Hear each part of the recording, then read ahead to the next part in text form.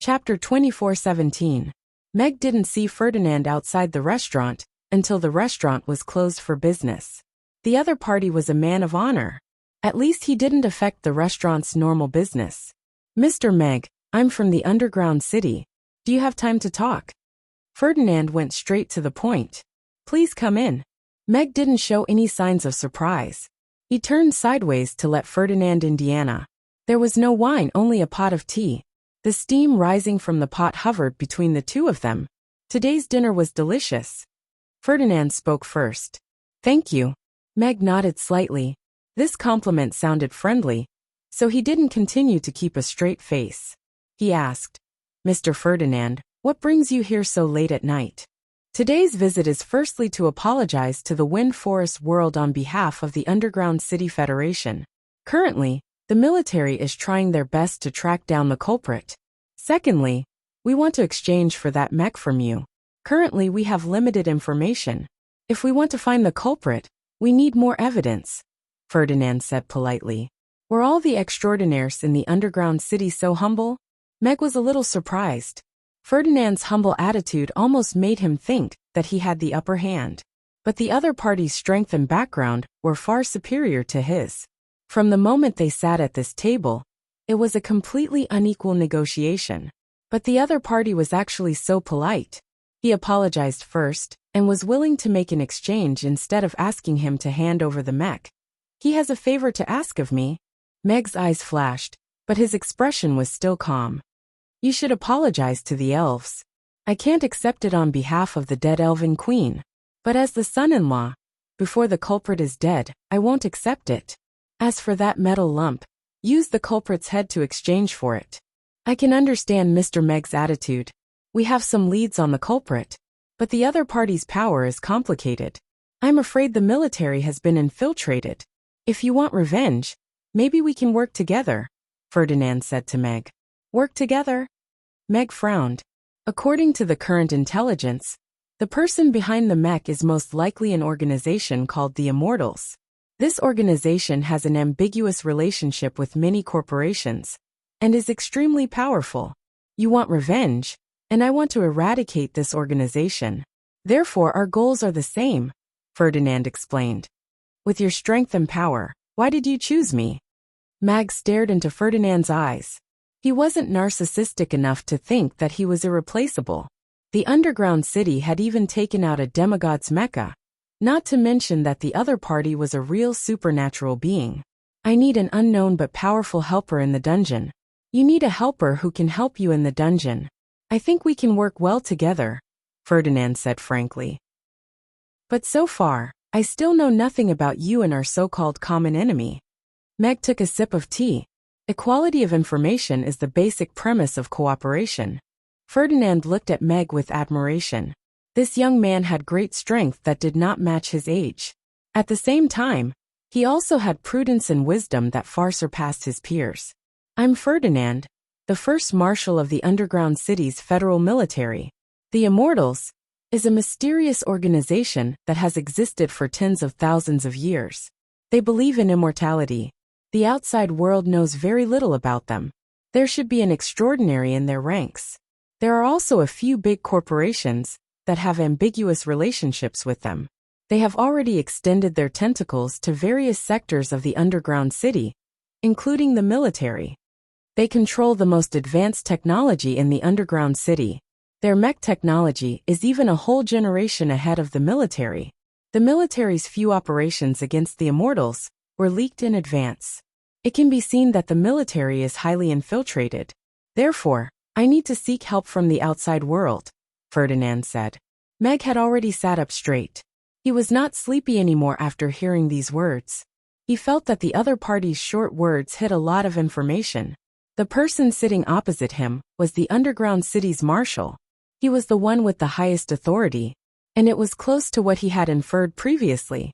In the underground city, the corporations had a lot of power.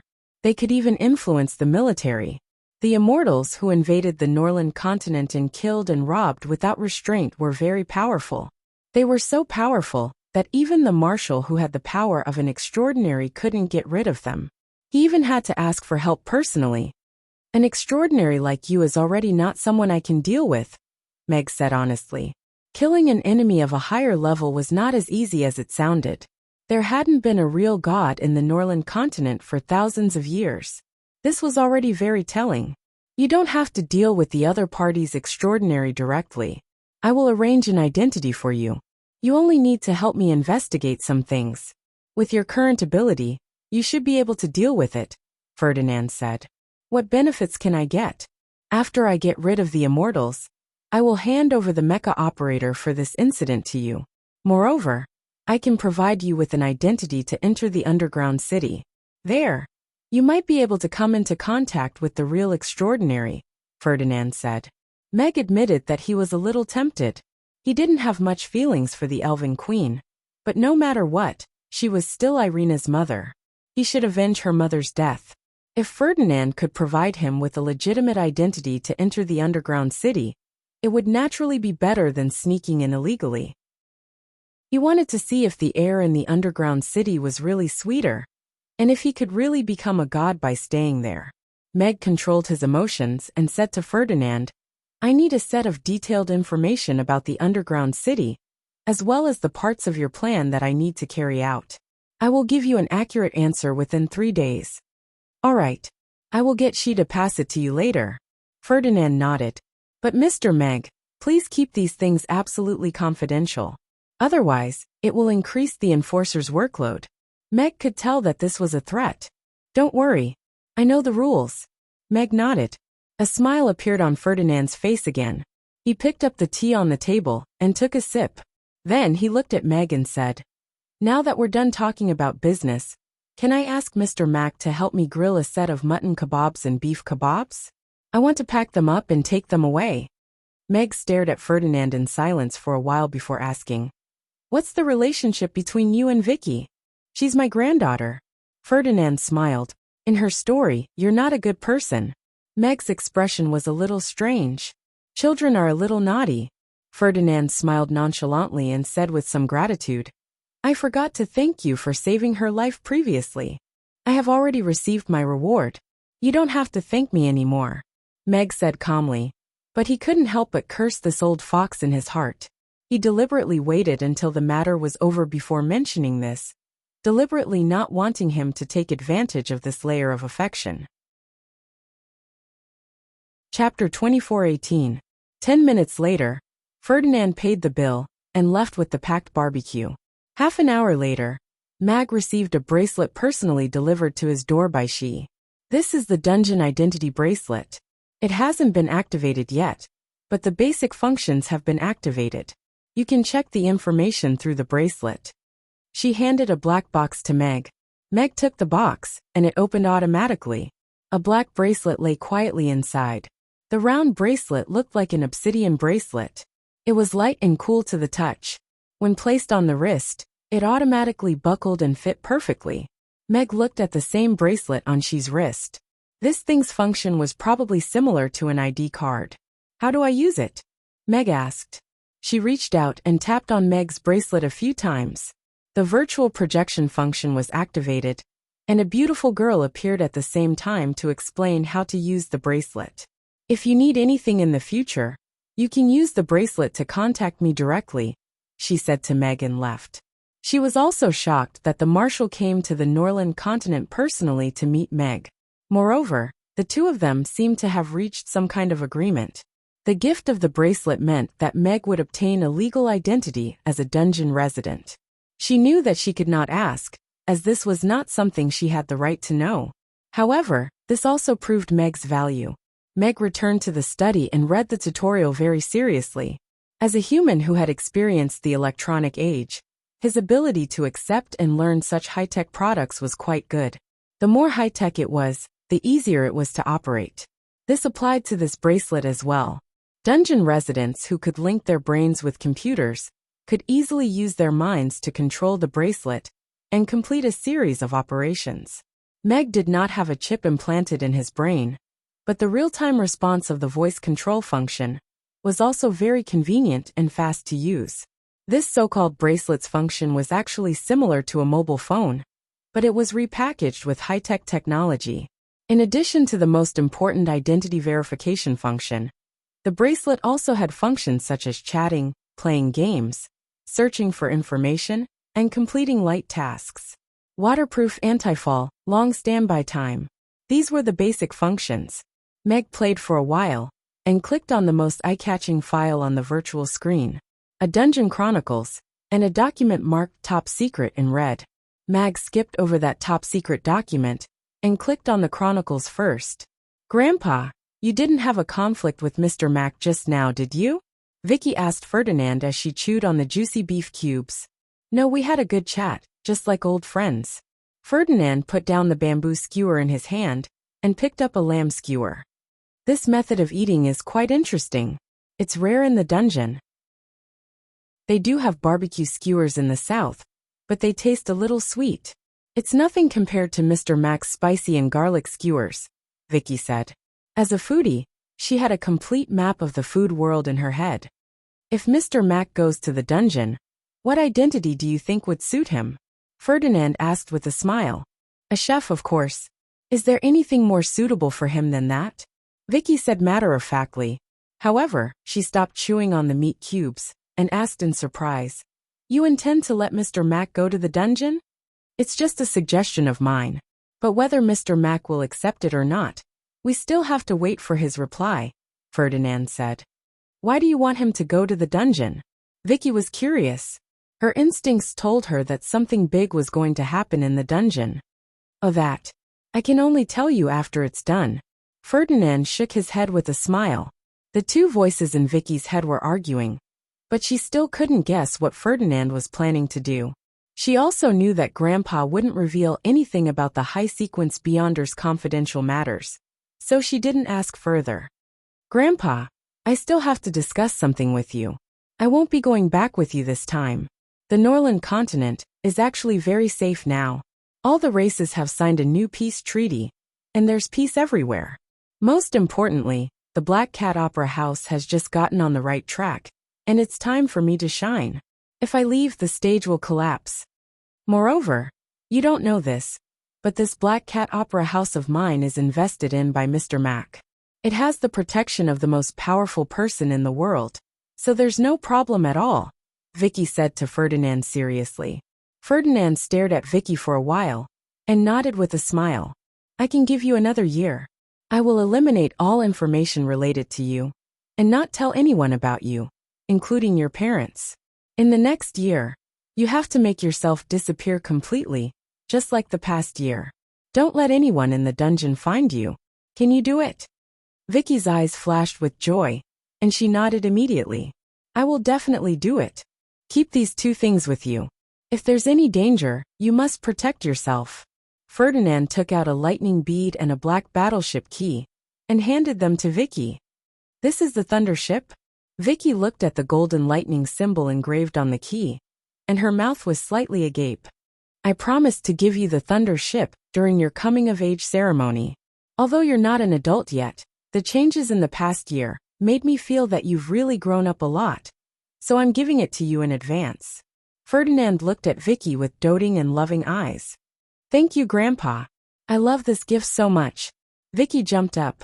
The Thunder Ship was the military's strongest single-person combat battleship, and it was on the same level as Sister She's. Back then, she coaxed and pestered Grandpa to agree to give her one for her coming-of-age ceremony. She did not expect to receive this gift more than a year in advance. Her battleship self-destructed in the battle with the Great Old One. Now that she had the Thunder Ship, it would be much easier for her to freeload at Mr. Mac's place in the future. Of course, the lightning bead that contained the attack of a transcendent powerhouse was also very precious.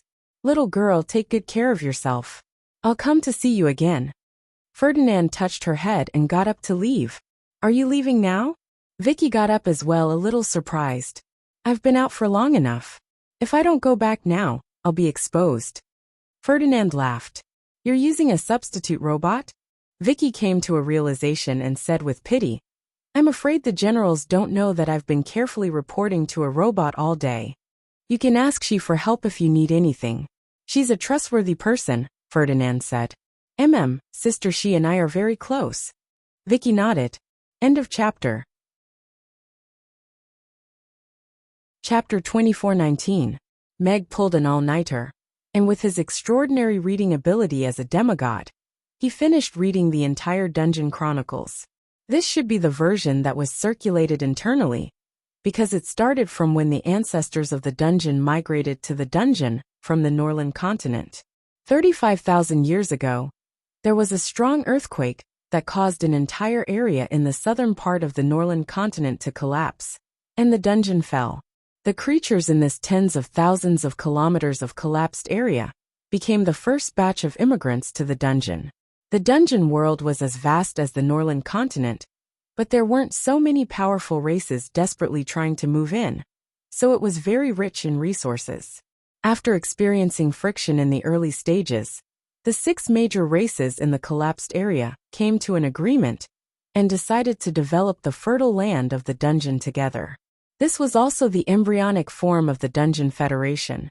With abundant food and a spacious enough territory, the ancestors of the dungeon were able to reproduce and strengthen quickly. And what really made the dungeon world walk on a completely different technological path from the Norland continent was a divine monument that fell from the sky. In the 5,000th year of the dungeon calendar, the divine monument fell from the sky, and the entire dungeon world was illuminated by light. There were many mysterious runes recorded on the divine monument, and no one knew what they meant. In tens of thousands of years, the ancestors of the dungeon world comprehended the laws under the divine monument and improved rapidly. Some even broke through to become a transcendent. There were also ancestors who were enlightened by the stone monument and started the technology tree of the dungeon world. From then on, the dungeon world soared on the path of coexistence of technology and magic, and walked on a completely different development path from the Norland continent. In the history of the dungeon world, the divine monument had always occupied an important position. Almost every era's geniuses and changes revolved around the stone monument. The mysterious runes on the stone monument were deciphered, and what followed was the advancement of the dungeon world's civilization. This is equivalent to giving the whole world a cheat. Meg stroked his chin and pondered. In the past 35,000 years, there were a total of 480 transcendents recorded in the underground city, and 280 transcendents were recorded as having died. And in the past 10,000 years, the number of people who became transcendents was 82. In the past 5,000 years, it was 30. It could be seen that even in the dungeon, the difficulty of breaking through to become a transcendent seemed to be increasing. But even so, it was still better than the Norland continent's predicament of no one becoming a god in the past 10,000 years. Of all the masters who had broken through to the transcendent realm in the past 5,000 years, Ferdinand was undoubtedly one of the most dazzling existences. After tens of thousands of years of development, the political system of the underground city was similar to a presidential republic. The various states formed the Underground City Federation. Overall, they were unified but relatively independent. However, under the political system of the seemingly advanced civilization, the 12 major corporations already controlled most of the wealth and power in the underground city. Although the president had great power, he was often the spokesperson of the major corporations. The military was also controlled by the corporations and was a money tree for the 5 major technology companies. In such an environment, a little boy from a humble background was like a dazzling comet, crushing the geniuses of the great families and breaking through to the transcendent realm in just 1,000 years. Without the support of a major corporation, he became the first marshal of the military. At this point, the Federation's military had embarked on the path of reform. First, the control of the various large corporations was cut off. Next, the military had a high degree of autonomy. They no longer completely listened to the president. Instead, they were loyal to the first marshal. When Meg read this paragraph, he was completely stunned. Good heavens, this is a real cheat, okay? Moreover, he was using force.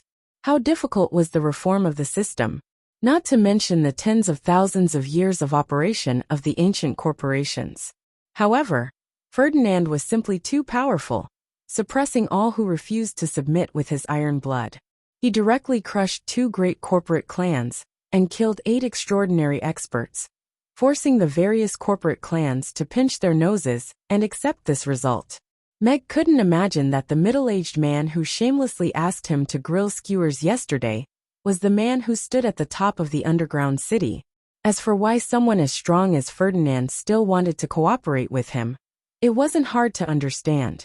In the history of the underground city, there were hundreds of transcendents. The corporations that had survived from the ancient times all had extremely strong foundations. The strength of some ancient transcendents wasn't weaker than Ferdinand. All parties reached a tacit understanding and balance. Under the situation where they didn't fall out with each other, seeking help from the outside world became Ferdinand's only choice. It was unknown how many people in the military, who were loyal to Ferdinand, were also loyal to a certain corporation. There weren't many young people like Meg who had a clean background and were strong enough. This chronicle obviously wasn't released to the public. It introduced the 10 most powerful corporations in the underground city in detail, including the companies under them and the transcendents hidden in them. After that, Meg brought up Ferdinand's plan. There was only one mission in the document: infiltrate the McCarthy family and investigate whether Armand McCarthy was involved in Counselor Tam's disappearance. Rescue Counselor Tam. Mission reward: 1 chance to study the Divine Monument. Meg was speechless. System, someone is here to steal your business, Meg said with a smile. He didn't expect this Ferdinand to be so interesting. The reward for his first personal mission was already so generous. After reading the history of the underground city, Meg naturally had a strong interest in the Divine Monument. The geniuses in the underground city studied the Divine Monument and broke through to the Transcendence realm. It could be seen that the Divine Monument was the biggest variable that widened the gap between the underground city and the Norland continent. Meg was only 1 step away now. If he had the chance to study the Divine Monument at a close distance, he might be able to gain something even if he couldn't become a god right away. The first mission gave Meg, a non-native of the underground city, a chance to come into contact with the Divine Monument. Meg felt that this Ferdinand was not bad. Of course, the McCarthy family was one of the top 10 ancient corporations. There were 3 transcendents in the family, and they had lasted from the chaotic era, more than 30,000 years ago, until now. Obviously, this first mission started in hell mode. As the saying went, wealth comes from danger. Meg made a decision very quickly. Host, it is theoretically possible to become a god on the Norland continent through incense, the system advised. But once you enter the underground city, the host's safety is not within the system's control. The mortality rate is extremely high. No one has succeeded in the past 10,000 years. I don't think your theory is very reliable. Meg shook his head and said with a smile. Moreover, this time in the underground city, my backer is quite powerful. Wealth comes from danger. The Norland continent doesn't even have a god, so they don't have the confidence to talk to the underground city at all. Meg sent a message to She with his wristband. Tell that person that I agreed to cooperate. Soon Meg received She's reply. Okay. Meg kept his wristband and opened the study room door. Irina was standing outside with a glass of milk. She smiled and said, Have you made your decision?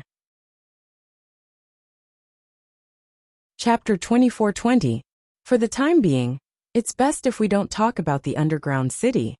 Meg sent a telepathic message. I can't guarantee that they didn't leave a listening device at home. Irina nodded thoughtfully and went downstairs with the milk. The person who came yesterday is the first marshal of the underground city's military and one of the strongest transcendents in the underground city. He asked me to. Meg told Irina about his conversation with Ferdinand and the basic situation of the underground city. Ferdinand was right. The fewer people who knew about a secret, the easier it was to keep it. However, he did not intend to hide it from Irina. She was his wife and the most trustworthy person in the world. Moreover, the underground city was full of unknown dangers. He could not guarantee that he would be able to return safely after entering. He wanted to let Irina know about the general situation. Is the Divine Monument really that magical? After listening to Meg's introduction, Irina could not help but ask. That's the information they gave me. As for whether the divine monument is really that magical, I'll have to see it with my own eyes to know. Meg smiled. He was also looking forward to it. I still feel that this matter is a little strange. With his identity, he wouldn't need to cross the border and ask for your help to investigate a big family, right? Irina frowned. I think he's either hiding some important information, or he's trying to find an easy mission for me to try out. It's similar to a newbie's mission. It's a bonus, Mag said. That was also his guess. Irina nodded slightly and said, since you've made up your mind, I won't stop you. Be careful. Okay. Meg nodded. After the morning service, Meg went upstairs to check his bracelet. She had already sent him a reply.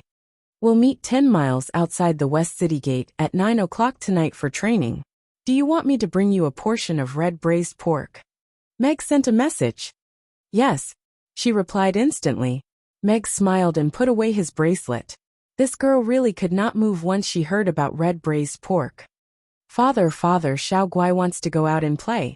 When Meg came out of the study, a little dumpling ran over, hugged his leg and climbed up. Little Guai, where do you want to go to play? Meg smiled and picked her up.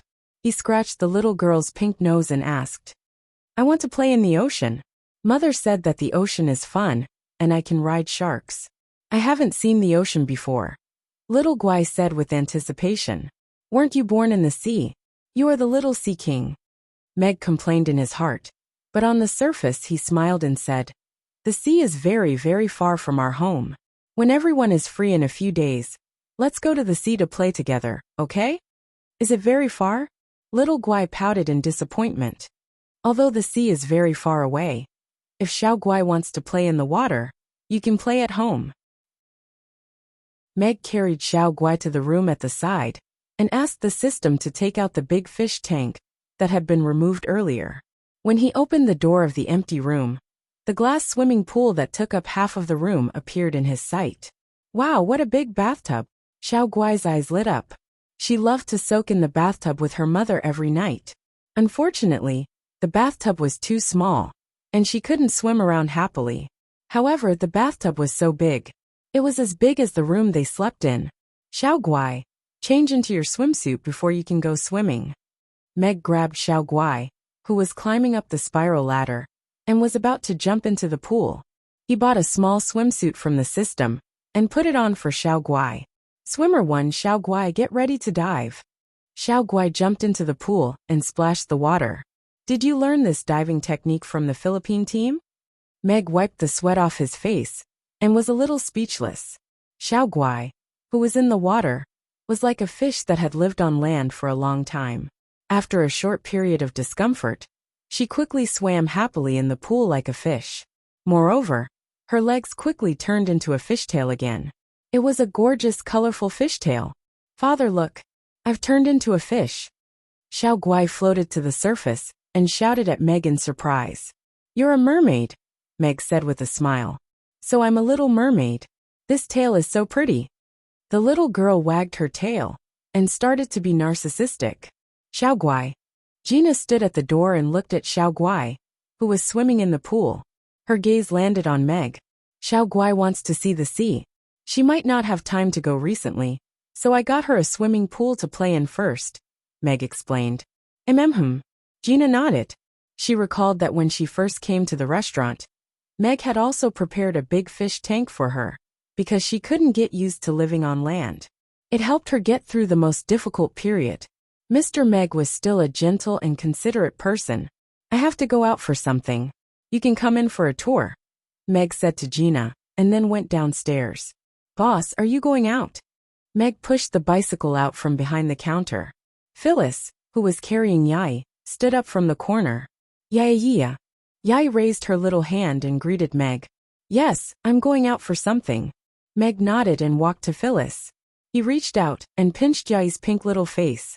Sob, sob, sob. 2 red marks appeared on Yai's face. Her big watery eyes immediately glistened with tears. Don't cry, don't cry.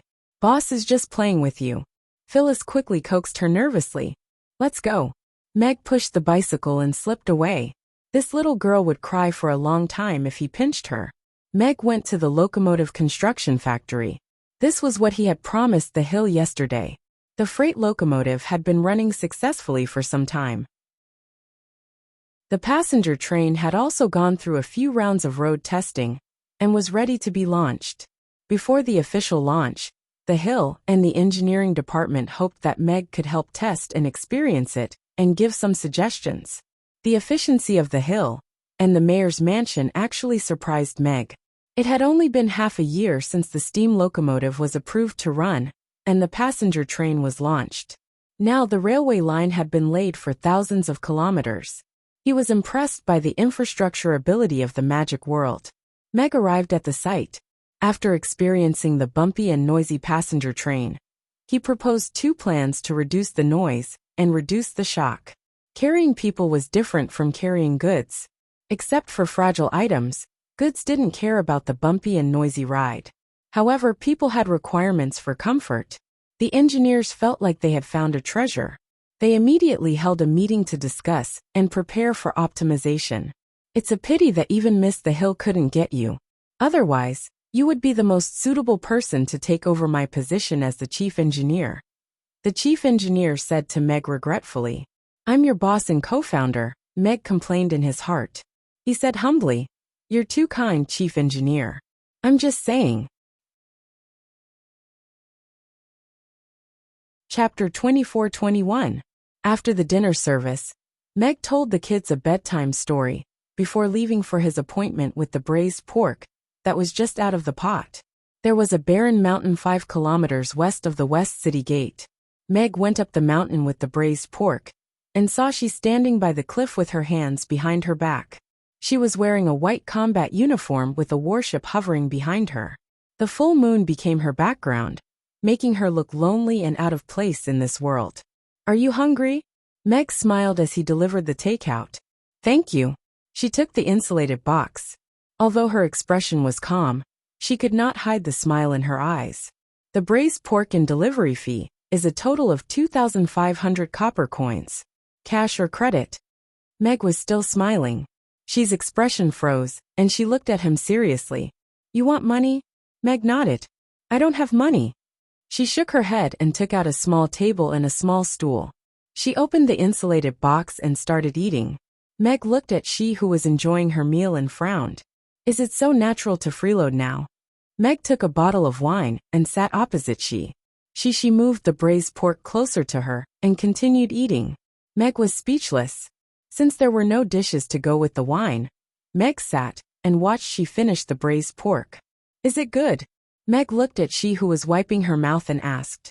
Her culinary skills are still good. She nodded. I'm full. What are we going to do now? Meg put away his wine and looked at the warship hovering in the air. He said enviously, Let's start with warship piloting? Who didn't have an admiral dream? You don't have permission to learn warship piloting yet. She shook her head with a serious expression. Meg said, Oh, it was just a joke. Let's start with learning the official language of the underground city, she said. Don't you speak the common language of the Norland continent? Meg asked subconsciously, and then realized how stupid his question was. Instead of mocking him, she said calmly, Just because we can speak the Norland continent's common language doesn't mean that we speak the Norland continent's common language. The dungeon has a completely different language system. You have to master it before you can enter the dungeon. I'm talented in languages. Meg was quite confident. After all, he was a man who mastered 8 foreign languages. It was not difficult for him to learn a new language. Just send the lessons to my bracelet, and I'll go home to learn them. Let's skip this section and start the other lessons. She thought for a while and agreed to Meg's suggestion. She nodded and said, Then, I will teach you how to drive next. Huh, so direct? Meg's brows raised. Sure enough, she took out a capsule car. To be precise, she took out a cool black flying car from a capsule. It had a wild beast-like front, a streamlined body, a black frosted body, and 2 exaggerated propellers at the back. It easily beat all the luxury cars in the garage in his previous life. Following she into the flying car, Meg leaned back in the comfortable seat and subconsciously touched the seat belt. He touched nothing. She glanced at Meg. He did not appear too surprised. Instead, he was a little too familiar with getting into the car like an experienced driver. This is a flying car, the most common mode of transportation in the underground city. She started to introduce the car to Meg and some of the current road rules in the underground city. The flying car has two driving modes. The automatic driving mode can be controlled by voice. You just need to say the location, and the flying car will drive automatically to bring you to your destination. You just need to master this mode, she said. This method of driving is soulless. I want to learn manual driving. Meg looked at the steering wheel in front of she and said seriously. Meg did not know how they managed to control a flying car that was like a miniature spaceship with a steering wheel. Out of his cautious nature, he did not want to leave his fate to the automatic driving in certain dangerous situations. Are you sure you want to learn? She tilted her head and looked at him. Of course. Meg nodded with certainty. Then take a look. She gently pressed the start button on the steering wheel. A racing seatbelt stretched out from the seat and automatically buckled on Meg. The dashboard was directly displayed on the front windshield, with only a simple speed and time. Meg was about to complain that the seatbelt was a little too exaggerated when she stepped on the accelerator. The strong pushing force pressed the defenseless Meg against the back of the seat, and his whole body almost sank into the soft seat. In that instant, Meg saw the speed on the dashboard soar from 0 kilometers per hour to 1,000 kilometers per hour. It took about 2 seconds. The pitch-black world receded rapidly. Meg could only see the bright moon in the sky, and the speed on the dashboard was above 1,000 kilometers per hour. Yes, this thing was much faster than a high-speed rail. This was the car a man should drive. Meg started to get a little excited. She thought that this would make Meg flinch, but she turned her head and met his bright eyes. There was no intention of backing down. He looked completely excited. Keep driving. Turn drift spin. Meg urged. Driving in a straight line was too inoperable and a complete waste of the car's performance. Are you teaching me how to drive? She looked at him. If you keep staring at me, we're going to crash into a mountain. Meg pointed to the front. She's gaze returned to the front, and her expression changed slightly.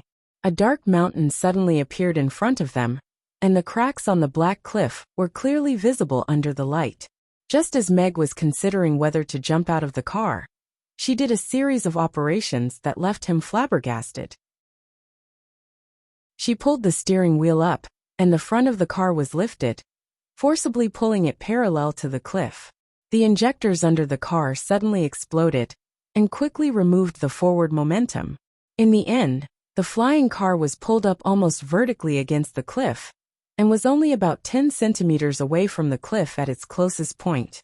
After crossing the mountain, the moon appeared in sight again. She breathed a sigh of relief, and a smile appeared on her lips. Her operation was still stable and sharp. Is driving such an exciting thing? Meg said faintly. The smile on Shishi's face froze.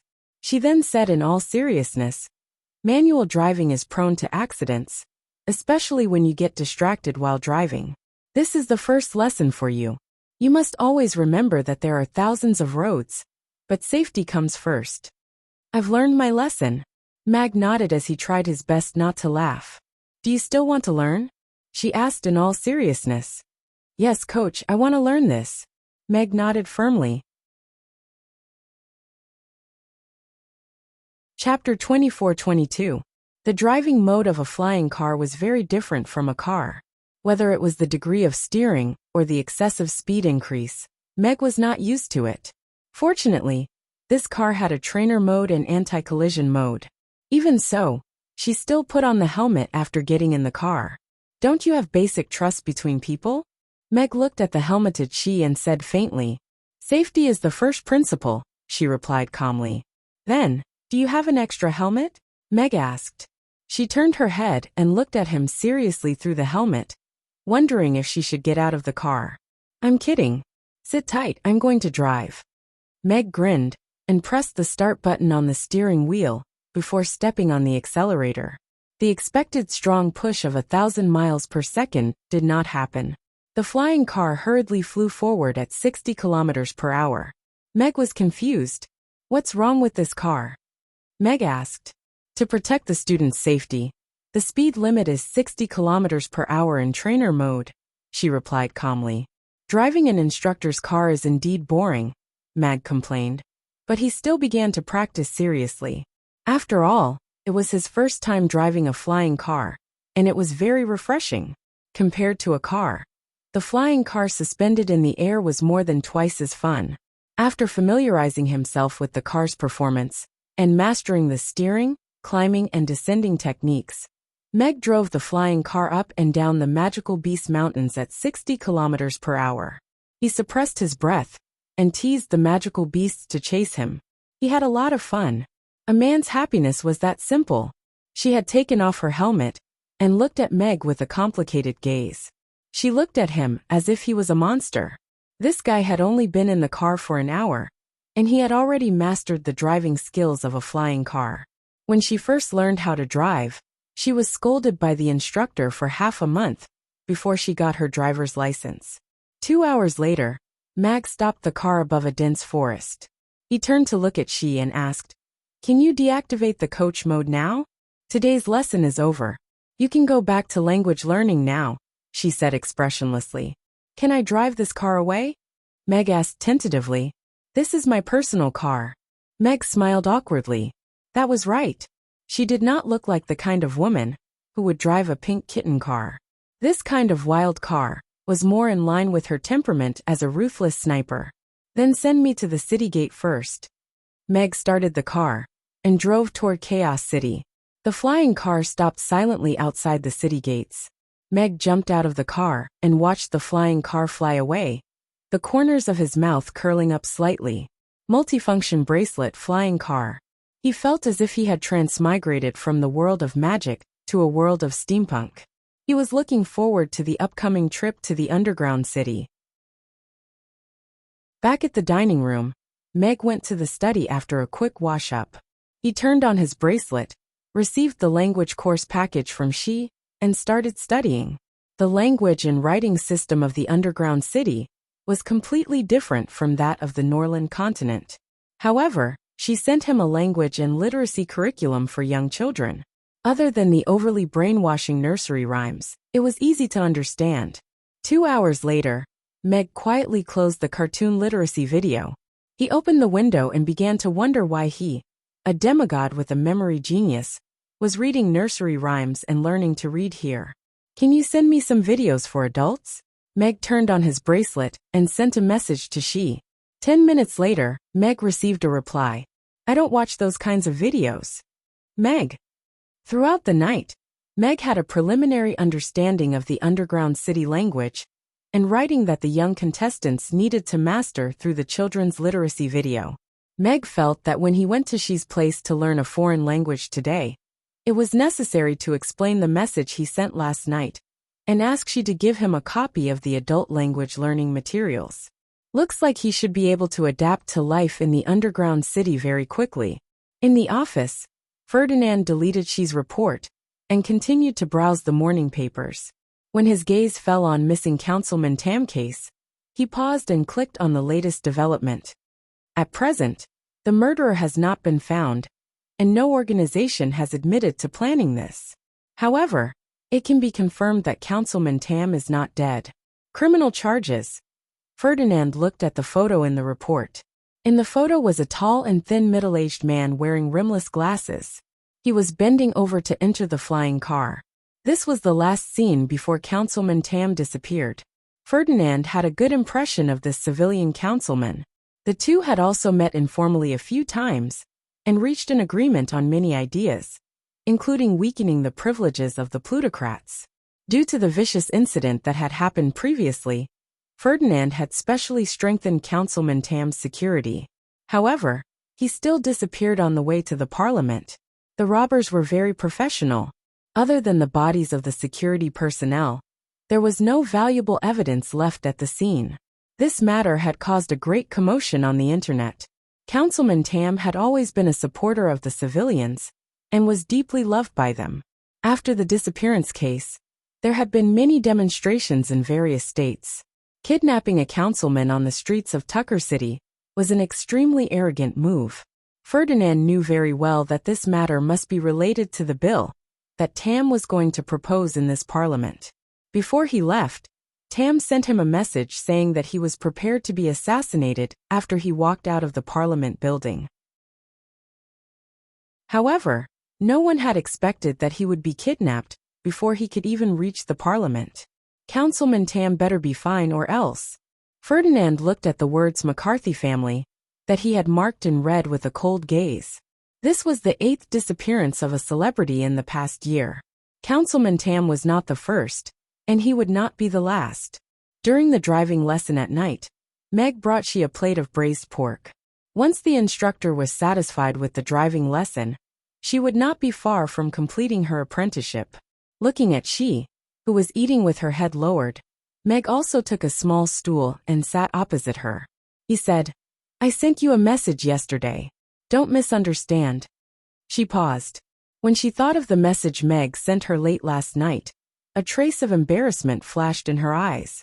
However, her expression was still cold as she said, "I told you, I don't look at that kind of thing. I told you it's not that kind of thing."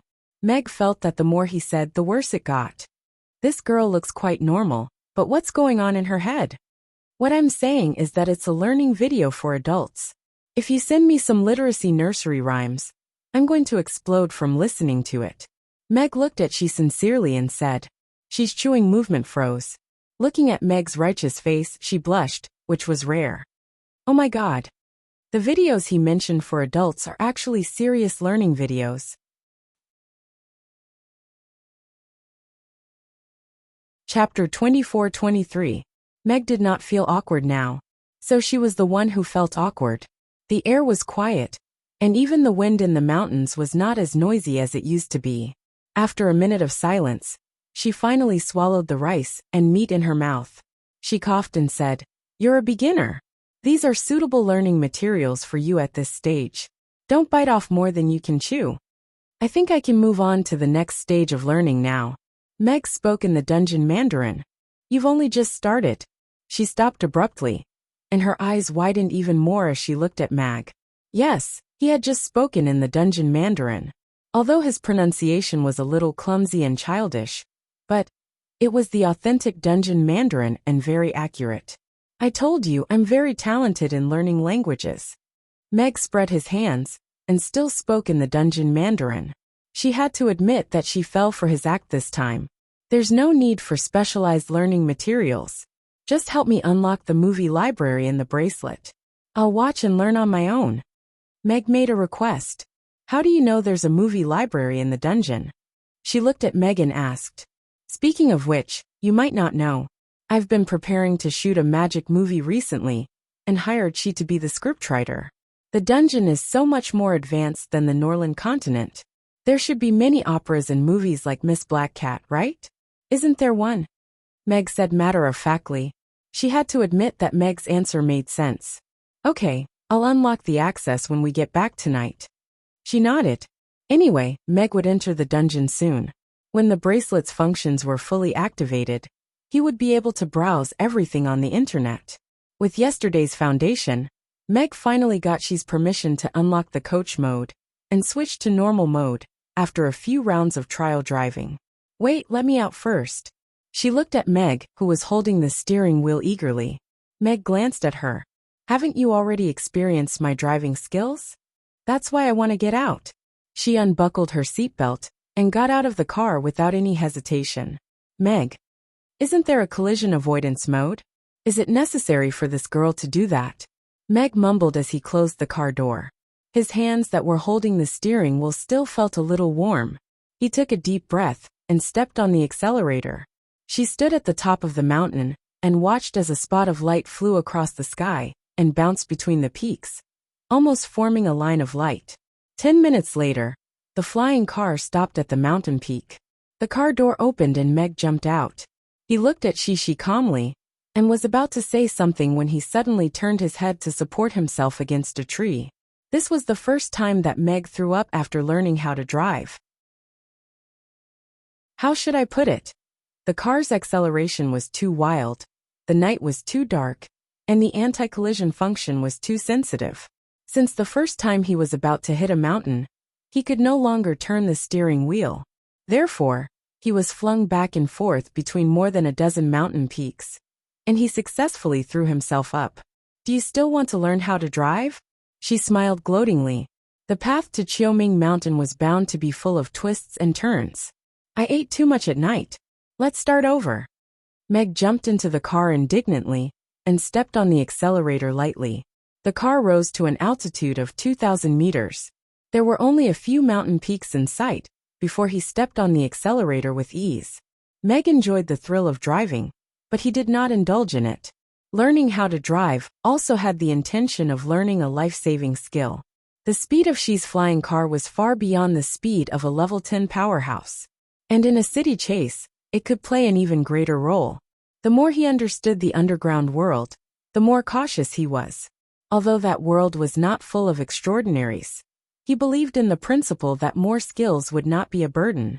Meg drove the flying car to the Demon Islands and became a flying car bandit, ransacking the Abyss Demon Tribe's treasury. By the time the Abyss Demon Tribe's internal alarm sounded, Meg had already driven away, and they did not even see the taillights. You learned how to drive for this? She looked at Meg, who got out of the car happily. She had just seen what Meg had done through the car's surveillance camera. I've always been a person who clearly distinguishes between kindness and hatred. The Abyss Demon Tribe has a grudge against me, so this is their payment for their lives, Meg said matter-of-factly. Unfortunately, after the Abyss Demon Tribe was ransacked by him and Irina many times, there were not many good things left in their treasury. After conversion, there was only 600 million, which had just been transferred to the system. She did not refute Meg's words. She had studied Meg's information and knew that the Abyss Demon Tribe did have a death feud with him. However, a few months ago, the Abyss Demon Tribe's patriarch and the Flaming Demon Tribe's patriarch fought to the death for some reason.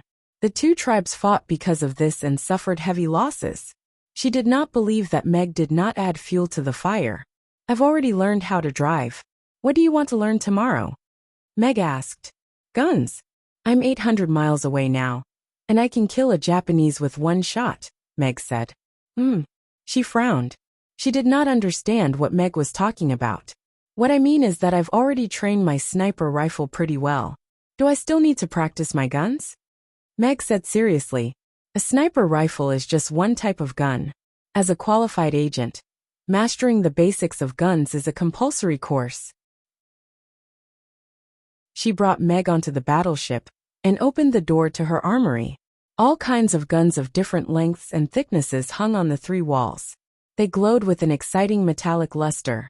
Meg was silent for a while. He looked at Xi and said seriously, You know how to make a man excited. She pondered over the meaning of Meg's words. She was trying to figure out if he meant it literally, or if there was another literal meaning. Fuck, this is fucking awesome. Meg had already walked into the armory. He touched the short gun and played with the long gun. He even hugged the giant machine gun that looked like an enhanced version of the Gatling gun. He asked Xi, Does this thing emit blue flames? She was sure that Meg meant what he said. She shook her head and said, There will be red flames when you fire. Okay, coach. Where should we start? Meg asked humbly. Start with the short gun. She started to go into teaching mode. Meg had to admit that she was a woman with a special charm, especially when she was holding a gun. Whether it was a delicate short gun or a heavy machine gun with red flames, they all looked very harmonious in her hands.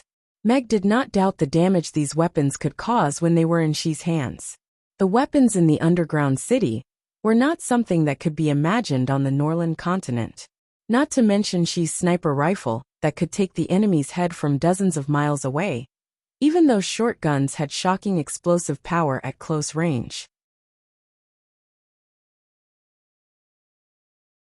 Chapter 24-24. Late at night, Meg returned to the cafeteria. The feeling of a blazing Gatling gun sweeping down a mountain made one's blood boil. After washing up, Meg lay on the bed and activated the projection function of the bracelet.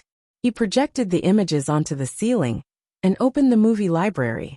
Meg skipped the option of 18 movies and opened the movie rankings. He browsed through the movies on the rankings quickly The movies in the dungeon were about 3 hours long. To Meg, who was used to watching movies that ranged from 90 to 120 minutes, this length was too long. 70% of the movies on the movie rankings were romance movies. From the summary, most of the movies were tragic dramas. The more tragic the plot, the higher the rating. Are the dungeon residents' lives so miserable?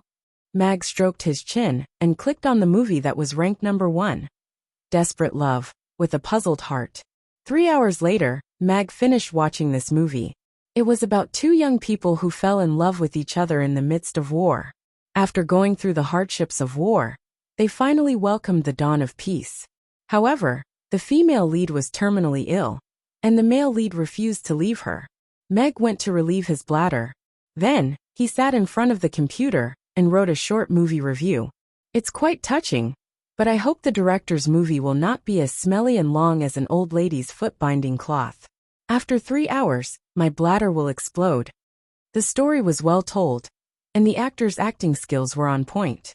They were incomparable to the young actors from China Entertainment on Earth. However, the scriptwriter and director's standards could be improved. There was more than an hour of filler content.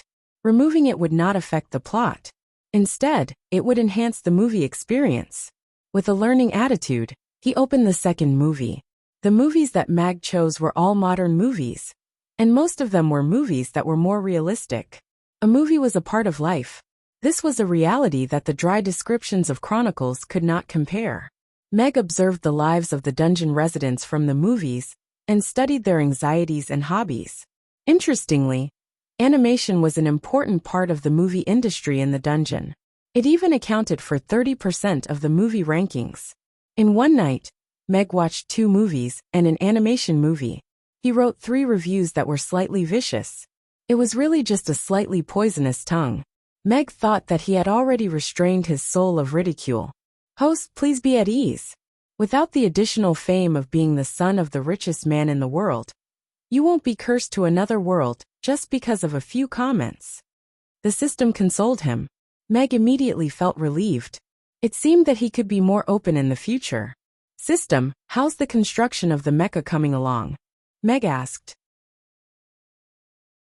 I'm building it, the system replied cheerfully. Why do you look so happy? Did you set me up? Mag furrowed his brows.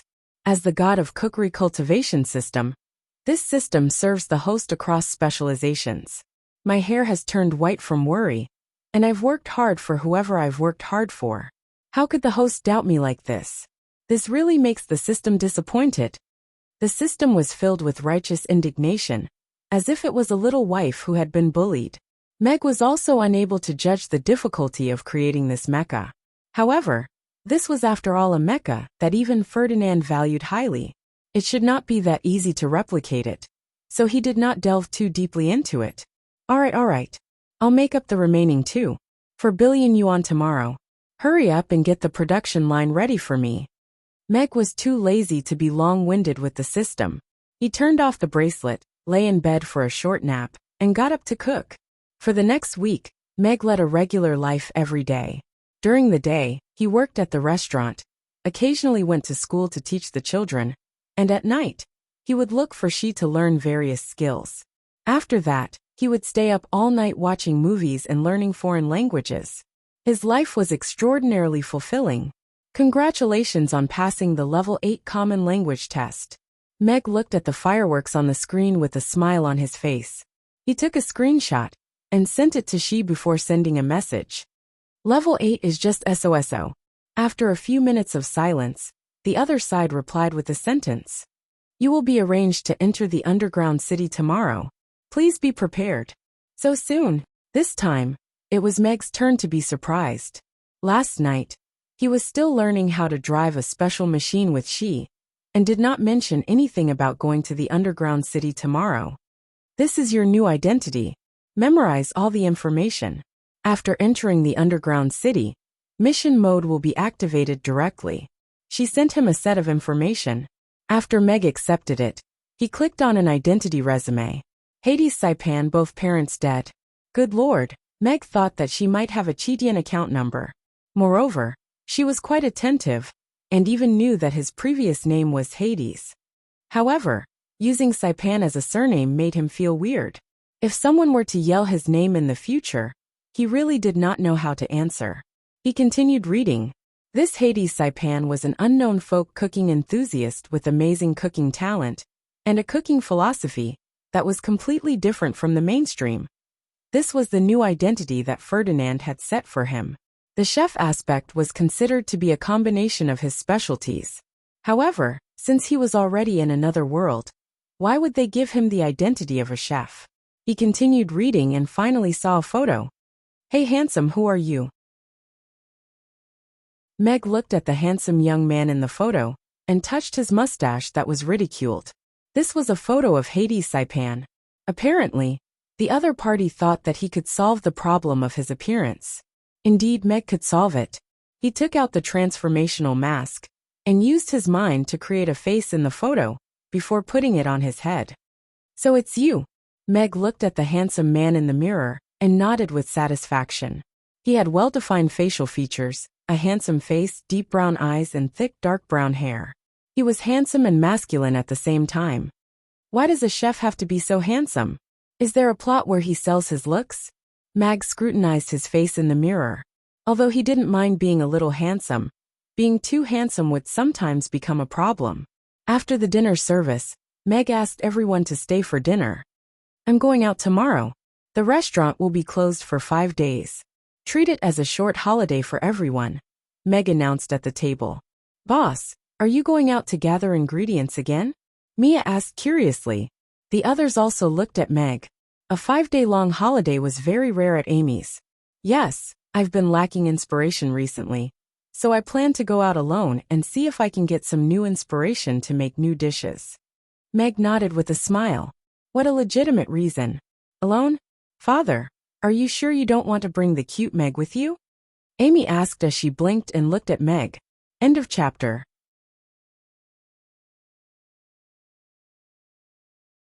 Chapter 24-25. Not this time. Father plans to go out alone. "Amy, you have to listen to your mother at home." Meg shook his head with a smile. He had to go to the underground city alone this time. "All right." Amy was a little unhappy, but she still nodded obediently. "Seems like we will be able to eat the new delicacies again when Boss comes back," Mia said expectantly. The girls had similar expressions. Every time Boss went out to collect ingredients, he would always come back with something new for everyone. Going out alone? Is Boss going to save the world again? Shirley secretly sized up Meg. She recalled that every time Boss went out mysteriously, something big would happen on the Norland continent. Why did he leave this time? Father, you have to bring good food for little Guai when you come back." Little Guai instructed seriously as she held a beggar's chicken drumstick in her hand. "Okay, I will bring good food for all of you." Meg nodded with a smile. "Yeah." Little Yai called out twice, afraid that she would miss out on her share. After the small gathering, the girls returned to the dormitory. Meg went to tell the girls bedtime stories as usual. "What do you want to hear today?" Meg asked the 3 little fellows sitting in a row on the bed. Gina stood at the side, and Phyllis sat by the bed with Yai in her arms. As Meg's stories were too interesting, the bedtime stories that were originally used to coax the children to sleep became storytelling. The audience also grew from children to adults. Irina would also join in the fun in the past, but she didn't come today. "Neza," the 3 children said in unison. "Father, you mentioned the dragon kings of the 4 seas flooding Enchanting Pass last time. What's next?" Amy asked. "Neza will beat them to death, right?" Little Guai asked with a serious face, and had already taken out her little notebook, and seemed to be preparing to take notes. Meg didn't beat around the bush. He continued telling the story of Neza causing havoc in the sea. "Let's talk about how the Dragon King of the 4 seas summoned the wind and rain and flooded Enchanting Pass. Due to the fact that most of the Western fairy tales were not nutritious and had a high repetition rate, Meg had recently begun to change his style and began to tell China's classical fairy tales to children. He had thought that there would be a cultural clash and they would lose interest. Unexpectedly, not only did the little ones enjoy it, even Phyllis and Gina were engrossed in it. And Meg's emotional acting made the story even more interesting. When they heard that Neza had cut his flesh to return to his father and save Chintang Pass, the girls could not help but wipe their tears. Alright, that's all for today's bedtime story. If you want to know what will happen in the future, please listen to the next episode. Meg snapped his fingers and pulled everyone out of their emotions. Xiaomi jumped up from the bed and pulled Meg's hand as she acted coquettishly and said, "Father, please say another paragraph. I want to hear more. I want to hear more." Little Guai rolled all over the bed and got up shakily. He lost his balance and knelt down in front of Meg. His eyes were glistening with tears as he said, "Please," and didn't say anything, but she looked at Meg with anticipation. She didn't have the intention to put down the little notebook in her hand. "Boss, are you going out for 5 days this time?" Phyllis asked softly. Yes. You'd better finish the story. Otherwise, we won't be able to sleep for the next 5 days, Gina chimed in. Meg couldn't refuse their kindness, so he had no choice but to sit down and finish the story of Neza. Alright, the story is over. It's time to sleep. Meg smiled as he got up and left the room. Meg was going to the dungeon the next day. He finished his week-long sprint for the college entrance examination. After washing up, he changed into his pajamas and returned to his room. When he opened the door, the pink light was a little flirtatious. Meg fixed his eyes on the bed. Irina was lying on her side in a tulle dress. Her graceful figure was faintly discernible under the light tulle dress. "Are you going to send your husband off?" Meg closed the door and walked to the bed with a smile. Today was destined to be a sleepless night. The next morning, Meg gently kissed the blushing beauty beside him. He got up and went downstairs. After making breakfast for everyone, he took a portion and went out. 5 kilometers to the west of the West Gate was still the same barren mountain. It was 6 o'clock sharp. The gangway on the battleship was lowered. Meg boarded the battleship and went straight to the cockpit. Recently, Meg had completely familiarized himself with Xi's battleship. After all, this was where he fought and learned many skills on this battleship. "I brought you breakfast." Meg handed the breakfast to Xi, who was sitting in the captain's seat. "Thank you." She took the insulated box and opened it. It was a basket of soup dumplings and a bowl of preserved egg and lean meat porridge. The aroma came with the heat. She had already eaten breakfast, but when she smelled the aroma, she felt that she could continue eating. "We're going to pass through the passage between the 2 worlds and enter the dungeon. The detailed plan has been sent to your bracelet. You can read it first and ask me if you have any questions." She turned on the autopilot mode and took the breakfast to the dining room at the back to eat. The battleship moved smoothly with only a slight tremor. However, Meg could tell from the speed on the dashboard and the almost distorted vision ahead that this was not the same level of speed as a flying car. Meg sat down on a chair and clicked on the bracelet to check the mission plan. After Hades entered the dungeon, he would go to Tucker City to participate in the Chef King competition. The competition was already in the top 8. Today, there would be contestants withdrawing due to physical reasons. The program team would announce that Hades would enter the top 8 as a special contestant. Meg watched with great interest. This plan was quite interesting. According to them, he was going to the dungeon to participate in a variety show called Chef King Competition. This variety show was sponsored and broadcasted exclusively by the McCarthy family's Mocha Group. The real purpose of the show was to select a family chef for the McCarthy family. Meg needed to participate as a folk expert and compete with famous chefs in the dungeon. He needed to win the competition and enter the McCarthy family. The plan ended here. The plan after entering the McCarthy family had not appeared yet. Or did it not exist at all? What an impeccable plan. Did they even think that he would win the competition? Meg himself was not that confident. Is there a problem? She came back after breakfast. Her mouth was slightly swollen because she was scalded by the soup hidden in the bun. "You have so much confidence in me?" Meg laughed. "We have people on the judging panel," she said calmly. "Oh, sorry to bother you." Meg shook his head and sighed. Public morals were degenerating day by day. Even the competition was fake. End of chapter.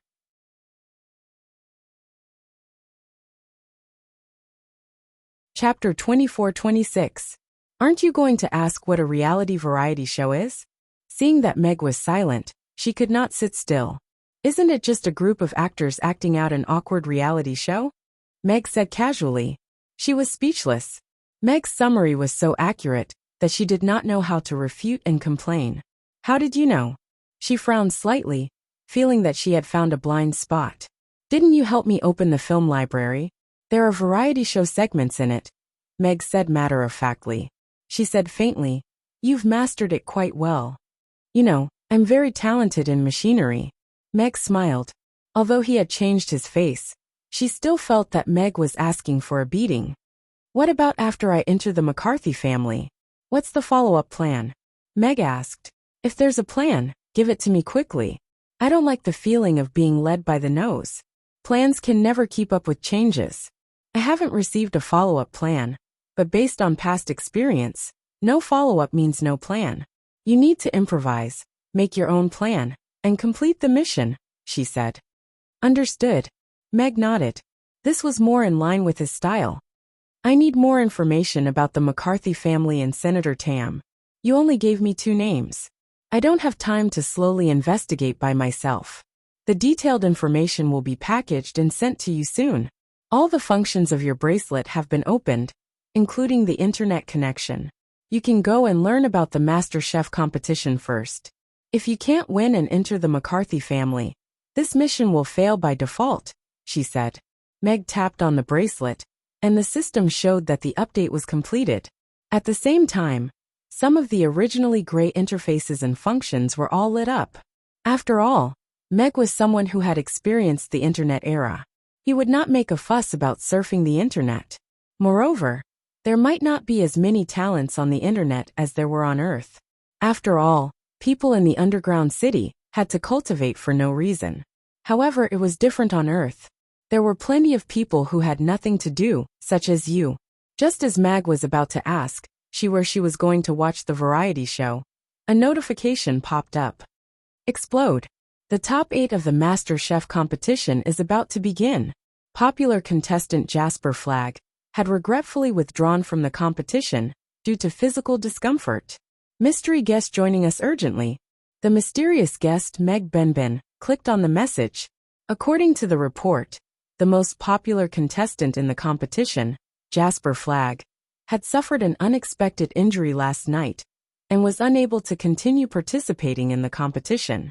In order not to affect the progress of the competition, the program team had urgently invited a mystery guest to save the day. As for this mysterious guest, the production team had yet to reveal any more information about him. There wasn't even a photo of him. The report was very short, but it made it to the top of the hot search list. MicroPush was the most popular entertainment software in the dungeon.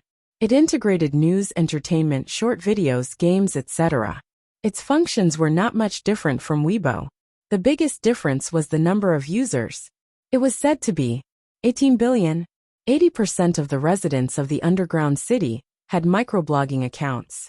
So, how did a chef who withdrew from the competition become the #1 topic on the hot search list? The Master Chef competition has been held for 4 episodes. This is the 5th episode. The production team can come up with new tricks every season. They turned a chef competition into the most popular variety show on the internet. It's said that the exclusive broadcasting rights for this season were sold for 1 billion. She seemed to have seen through Meg's doubts and explained. Mag exclaimed, "Good guy. This was the era of chefs becoming gods. System, why don't we become gods here?" Meg said in his heart. According to research from various worlds, the higher the level of technological civilization, the lower the willingness of residents to cook on their own. The dungeon world has entered the era of robot butler cooking. There is no longer the basic requirement to become gods. The system replied. Moreover, the audience may not like this show because of the cooking. Last season, the 2 most popular chefs came out of the closet. The final was a love-hate relationship between them. She revealed another piece of news. Meg was speechless. This director is indeed a genius. Mag looked at the replies under this message, and all of them were of different opinions. My heart goes out to Gigi. I hope brother can get better soon. True fans will always be with you. Who hurt Big Brother? I've already taken out my 250-meter broadsword. Who is the mystery man? What right does he have to replace brother? I want to be an anti-fan. Meg turned to look at She. This guy is so popular. Why did they choose him? Is this also the director's plan? He had already seen the photo of brother Jasper. He had an oval face, peach blossom eyes and pink skin like a girl. Of course, this should be more in line with the beauty standards of young girls. The way they called him brother was very affectionate. If he were to replace this guy, he would probably have to bear a lot of fire from his diehard fans. The director isn't one of us. Moreover, he can't bear to let go of this traffic. He even arranged a couple for him. She shook her head. So he's eliminating a strong opponent for me? Meg asked again. His culinary skills are terrible. He only made it to the top 8 by relying on the show's script. According to the show's plan, he'll stop at the top 4 and then make his debut, she said. There's such a thing. Meg was confused. Isn't this a variety show for chefs? How did he make his debut? Wait, so why did they choose him? Meg felt that it was too roundabout. Because compared to the other contestants, he has a very fatal flaw. Meg did not answer and chose to listen. He likes to take his sisters to a hotel, she said. Oh, fanboy, Meg said in disdain. As a VIP with tens of millions of fans in his previous life, he had never done such a thing, so he despised this behavior. She felt that Meg's description was quite accurate, so she continued. He didn't stop this hobby during the competition, so we arranged for a young lady to ask him out, and also let the young lady's brother arrive on time. You guys are baiting him. Meg wanted to laugh but held it in. He could already imagine the tragic scene. Then, Meg quickly saw another trending topic on the list. Inside story of Jasper Flagg's injury. There was an anonymous leak in the trending topic. It was said that Jasper Flagg was beaten to the hospital by the girl's family for asking an underage girl out. It was immediately forwarded by various entertainment VIPs. Soon, the live video was on the top of the trending topic. Jasper Flagg's image collapsed. The Chef King competition program team made an emergency announcement. The contestants' behavior has nothing to do with the program team. Then, the program team announced the mystery guest, Hades Saipan, folk chef enthusiast. There was a handsome photo attached and his account was tagged.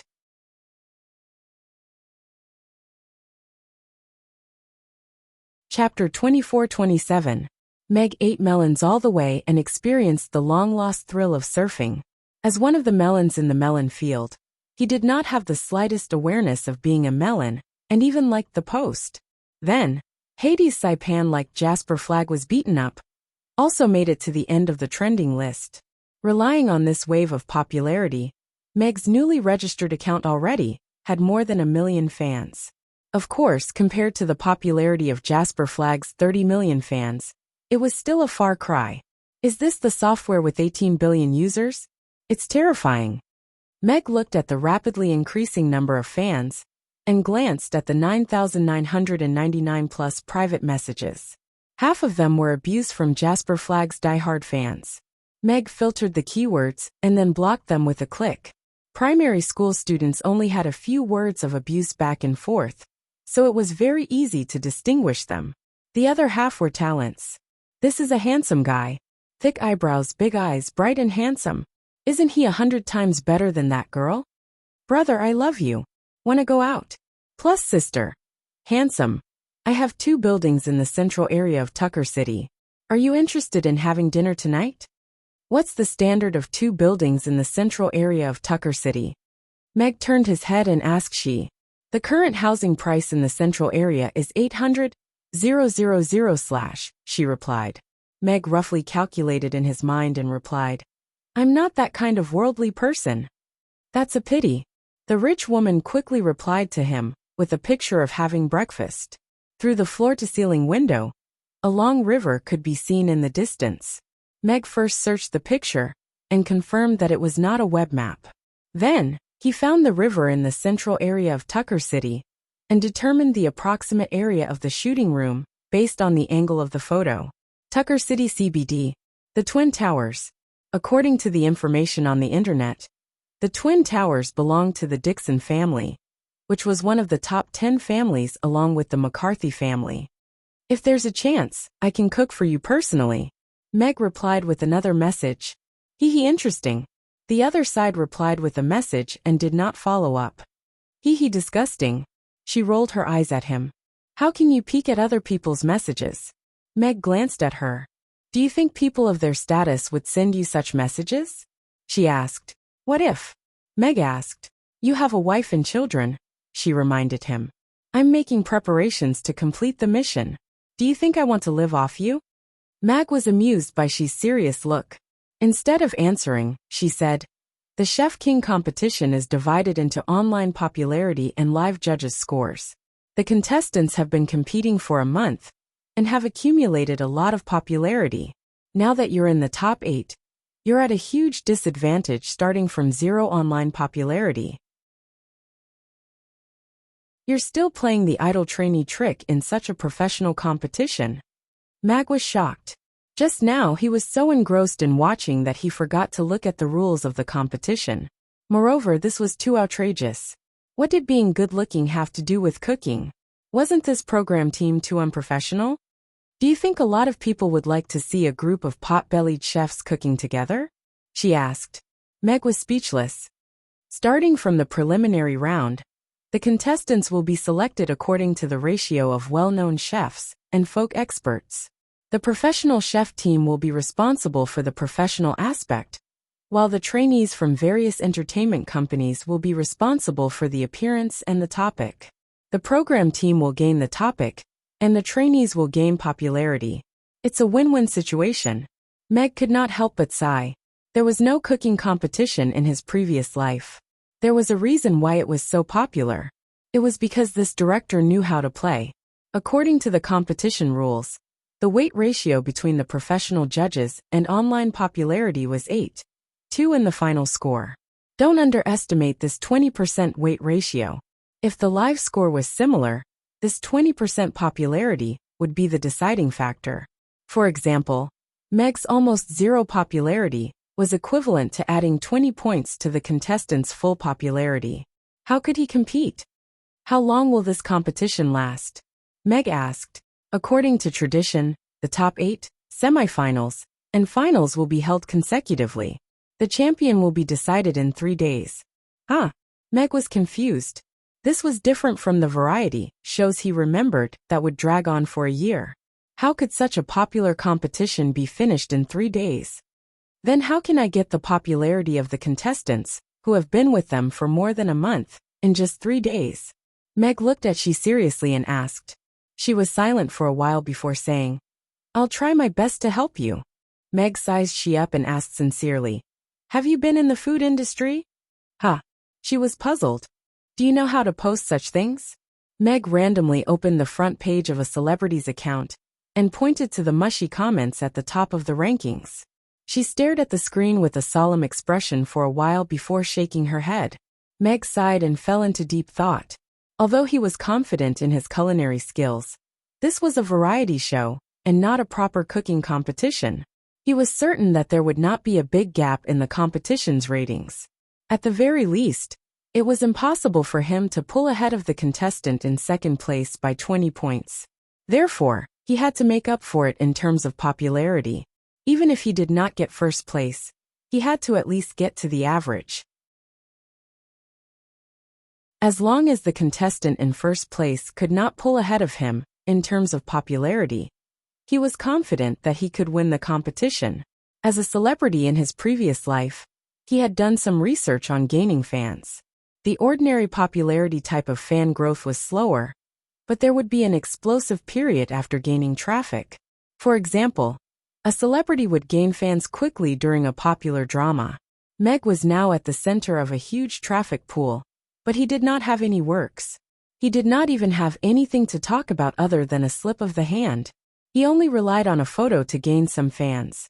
3 days was too short, and this method was too slow. He was familiar with this method of gaining fans through blackmail. Back then, he gained popularity on Weibo by gaining a lot of hate points. Then he got himself kicked out. However, this method was not easy to replicate. After all, he did not have the support of being the son of the richest man. Who knew if he would be banned if he said a few more words? Time is limited. I need to use a special method to gain fans, Meg said. What method? She asked. A blacklist of A-list celebrities in the entertainment industry. To create a god, I have to pull some rotten guys down from the altar, Meg said. Although she did not know about Meg's plan, she quickly sent a blacklist to Meg. The so-called celebrities were just canaries and spokespersons reared by the tycoons. Their secrets were a joke at a certain level. End of chapter.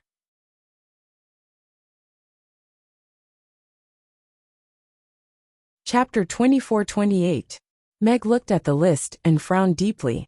This was really a stinky industry.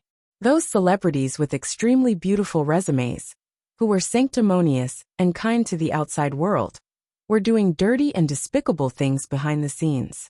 Rape, murder, imprisonment. At this moment, these people were still active in that circle and were respectfully addressed as teachers. Meg had just arrived in the underground city and was not so righteous that he wanted to save the people of the underground city. He carefully sifted through them and selected a few names. Then, he searched online and began to post on Weibo. Meg's first target was a director by the name of Horace. This was a director who had won all types of awards, and during his 300-plus years in the film industry, he had directed over 200 movies, which was an extremely prolific production.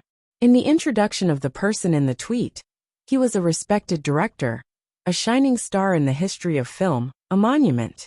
And it was this respected director who, in his more than 300 years of directing career, sexually assaulted more than 300 young actors.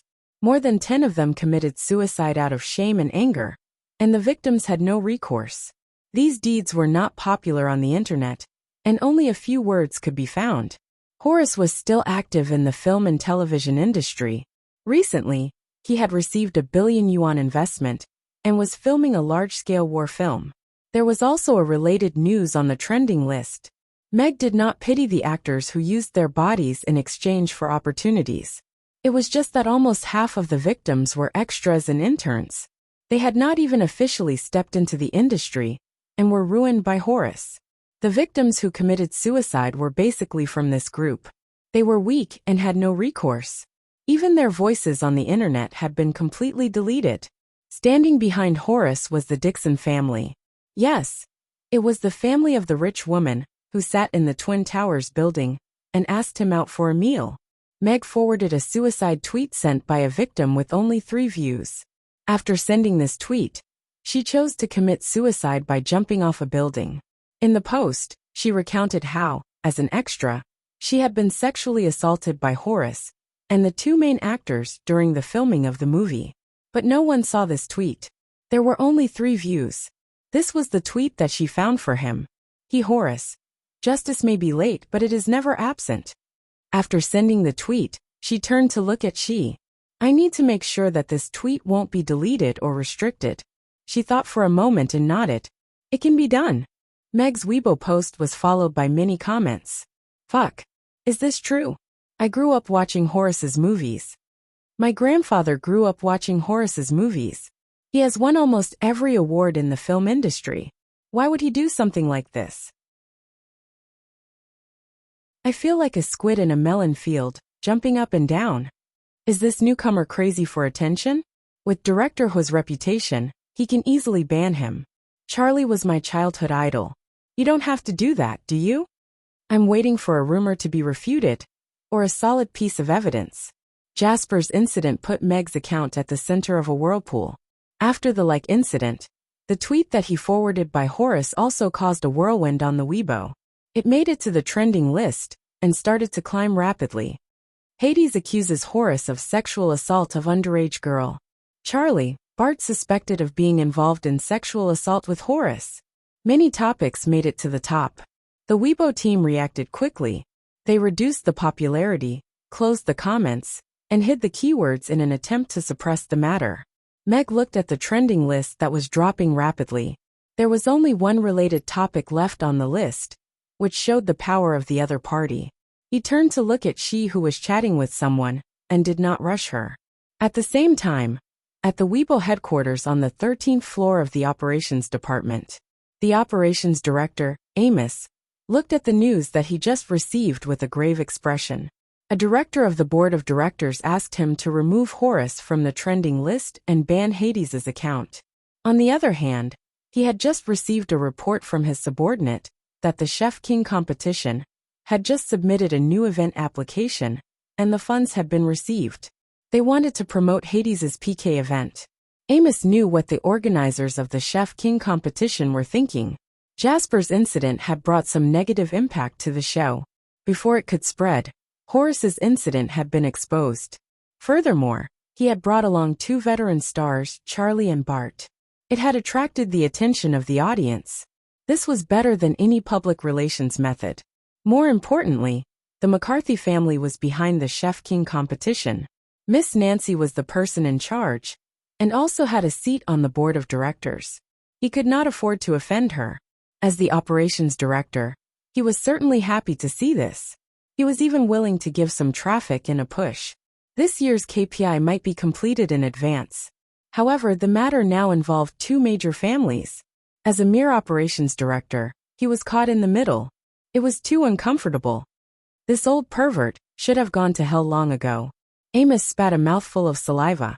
He asked his subordinates to suppress the heat while thinking about how to communicate with the Chef King competition. It was not the first time that the operations department had to clean up Horace's mess. Even limiting the flow of those bloody complaints was their operation. Amos often felt uneasy. However, if he did not take the position, someone else would take it. Today's incident was suddenly exposed, and it came out during the peak flow of the incident in the morning. The operations department was a little caught off guard. However, according to the usual practice, this incident should be left unsettled in the end.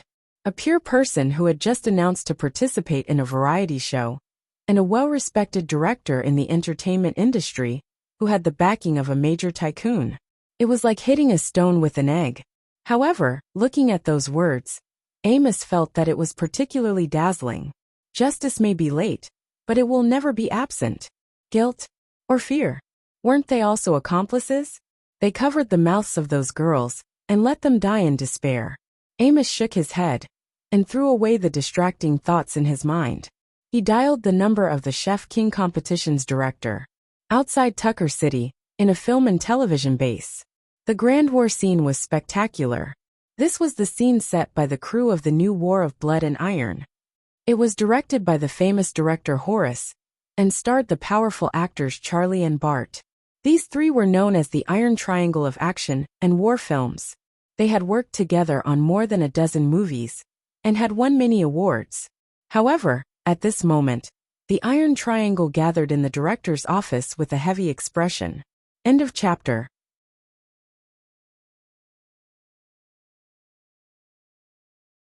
Chapter 24-29. Brother, what do we do now? Are we done for? Bart, who was famous for his calmness, looked at the bearded and long-haired Horace, and asked in a trembling voice. Charlie, who was still wearing his armor, was also panicking. His lips were pale. They had seen the hot search on Weibo. That incident happened 5 years ago. It was so long ago that they couldn't even remember what the little girl looked like. Things like this had happened many times in the past 5 years. The importance of reputation to an actor was self-evident. Now that this incident had been exposed and received so much attention, their careers as actors had come to an end. What are you afraid of? She's just a nobody. I have the Dixon family behind me. This incident will end quietly, just like all the other incidents in the past. Horace was quite calm. He took a sip of tea and grinned, revealing his yellow teeth. I just saw a few girls among the extras. They're quite pretty. How about you choose one to play with tonight? When Charlie and Bart saw how calm Horace was, they felt a lot more at ease, and their expressions relaxed a lot. Which one do you like? I'll bring her to you. The girl who acted with me today is quite good. Do you want to try her? The two immediately started licking Horace's boots. As long as they could hold on to Horace's thighs, they wouldn't have to worry about not being able to act and not getting any awards. In the central city of Tucker City, where every inch of land was worth gold, there was a manor that occupied a large area. It had a large grassland and woods, a wide swimming pool, and a luxurious villa. It didn't fit in with the surrounding skyscrapers and floating castles. This was the Dixon Manor. It was owned by the Dixon family, one of the oldest and most powerful families in the underground city. At this moment in a villa, an old man was talking to a young man. "I heard you're in trouble?" The old man was the head of the Dixon family, Merlin. "Horace is in a bit of trouble. I've already notified Weibo. They'll take care of it." Fergus smiled and didn't take it to heart. "I told you a long time ago that Horace isn't a clean person. You should stay away from him to avoid trouble." Mullen was a little displeased. Fergus' smile faded, and his expression became more respectful. He lowered his head and said, "You're right, but Horace is indeed talented. We've made a lot of money through him over the years, and there's no other director in the market who can afford to invest more than him." Emmeline glanced at him and said in a low voice, "You have to remember your identity. You are fundamentally different from him." Fergus lowered his head even more and said respectfully, "Grandson understands. Clean it up. Don't let the McCarthy family get hold of any evidence." Mullen raised his hand. "All right." Fergus got up and left. After leaving the villa, Fergus's face turned cold. He dialed a number on his bracelet and said in a cold voice, "Find out that Harrison's address, and get someone to cripple his hand." "Miss Nancy, the micropush operation just called me and asked if we can postpone the opening of the PK channel and the drainage activities. Also, can we temporarily block Hades's account?"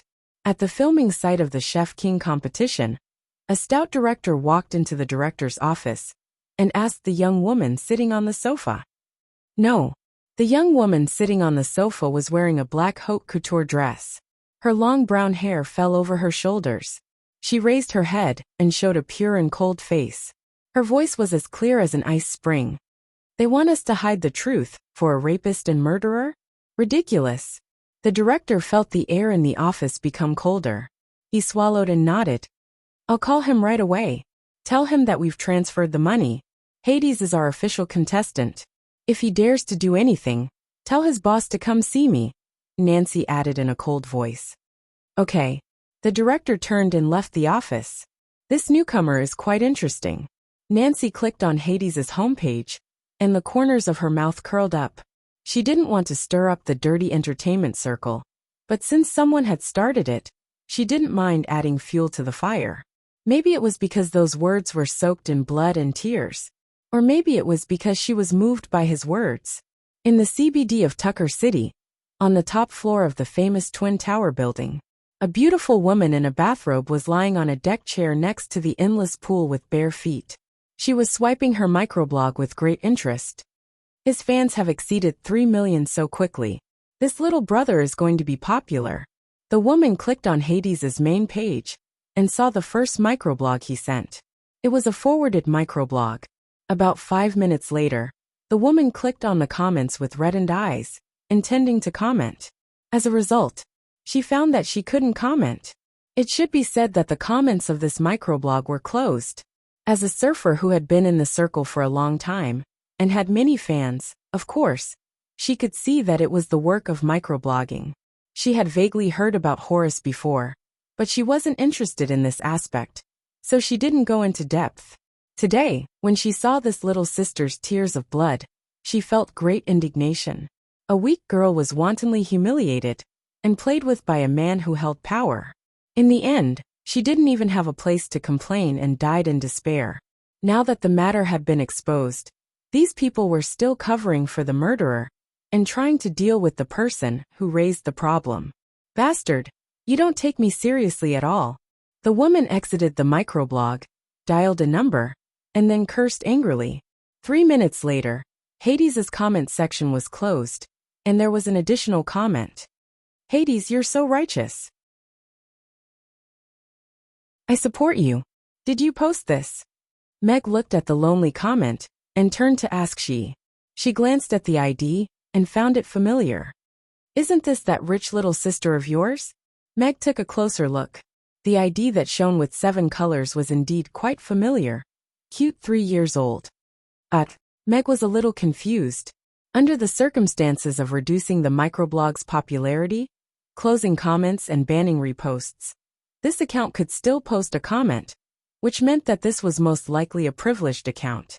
So, she said that she owned the Twin Tower building, which was most likely true. This meant that she was a member of the Dixon family. Horace's backer was the Dixon family. This woman, who should have a high status in the Dixon family, actually posted such a comment in the comment section. She looked like a little fanboy. Meg felt that he was going to be confused.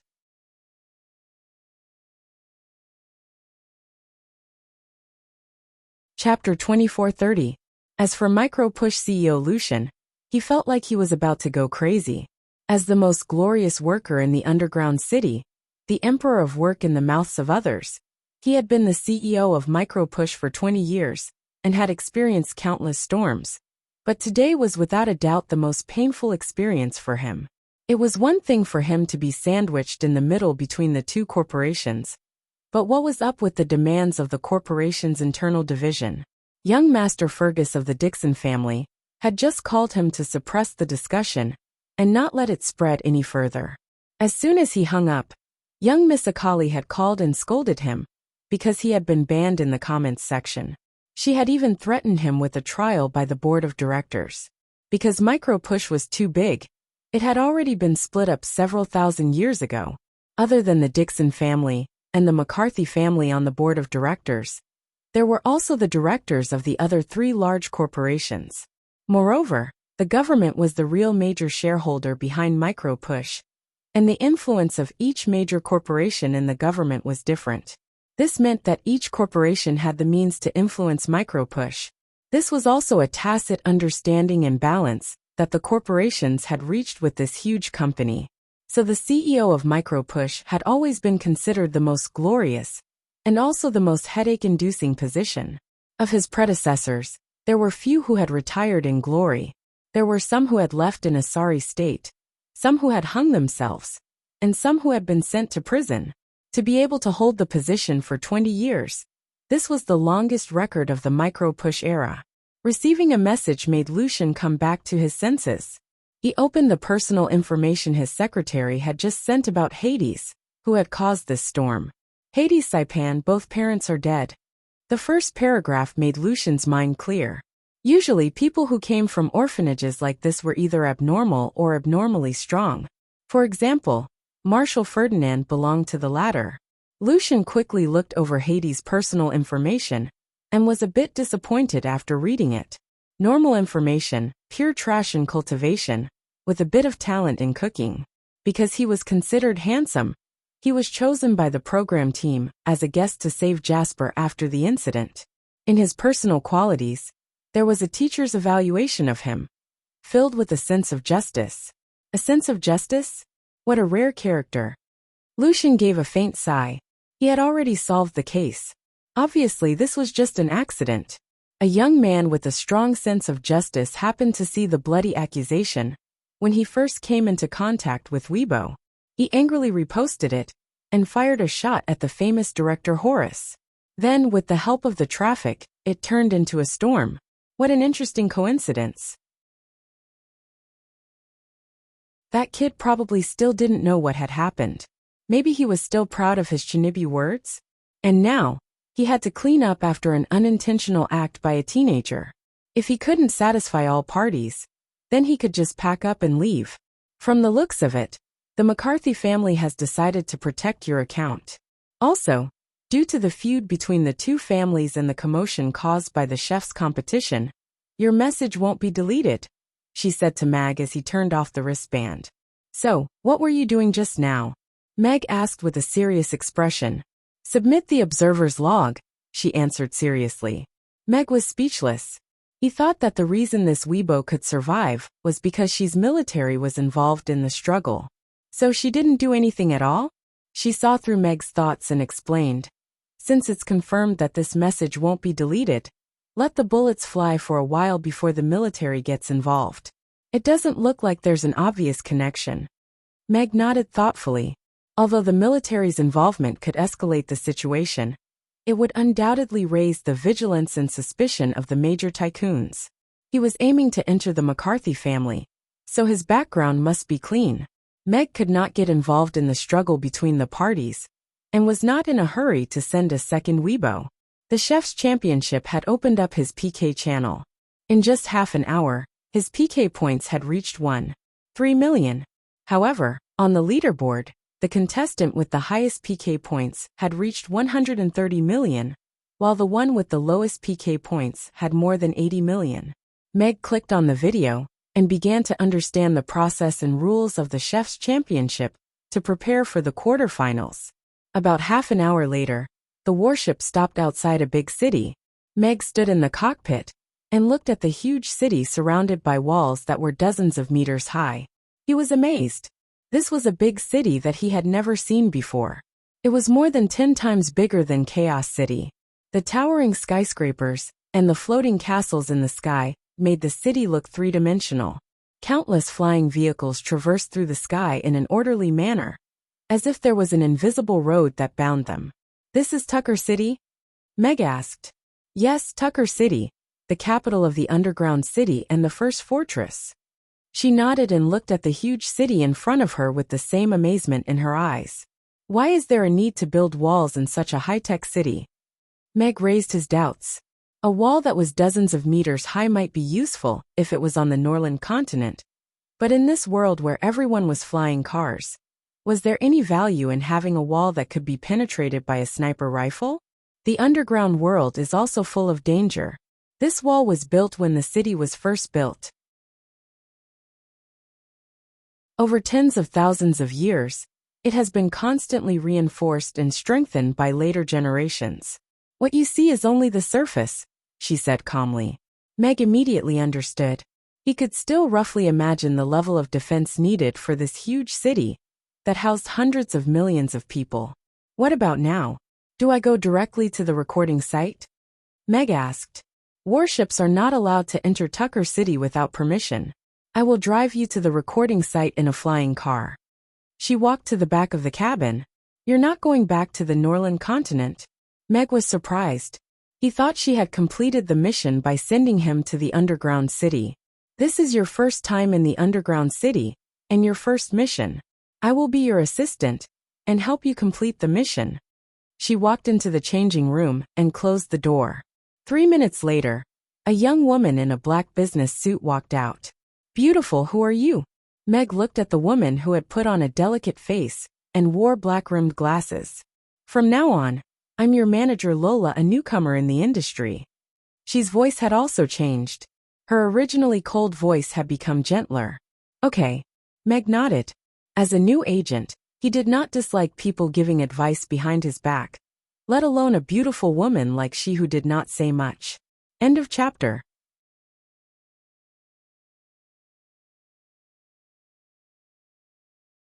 Chapter 2431. When they entered the city, she did not drive her wild and eye-catching supercar. Instead, she changed into a low-key black flying car. There was no road in the sky, but with more cars there was a road. Meg looked at the live road that appeared on the front windshield, and finally deciphered why so many flying cars could fly in an orderly manner. The sky was three-dimensional, so there was no need to wait for traffic lights at intersections. The flying car flew in different levels, and was extremely fast. There were rows upon rows of skyscrapers on the ground. Almost all of them were hundreds of stories high, hundreds of meters in the air. There were also skyscrapers that were hundreds of meters high. It was as if they had grafted a section of the entire city together. There were virtual screen advertisements everywhere. Even during the day, it did not affect their efforts to attract attention. "Are the men in the underground city generally not very good?" Meg asked curiously. "What? Oh, nothing. I just saw a lot of advertisements for men's rehabilitation hospitals." Meg shrugged. "If you need, I can take you to the nearest men's hospital," she said. "Why would I need it? If I go, I'll only scare the doctor." Meg shook his head. As they chatted along the way, Meg was full of curiosity about many things in Tucker City. He had also fantasized about how humans lived when the world entered an era of super high technology.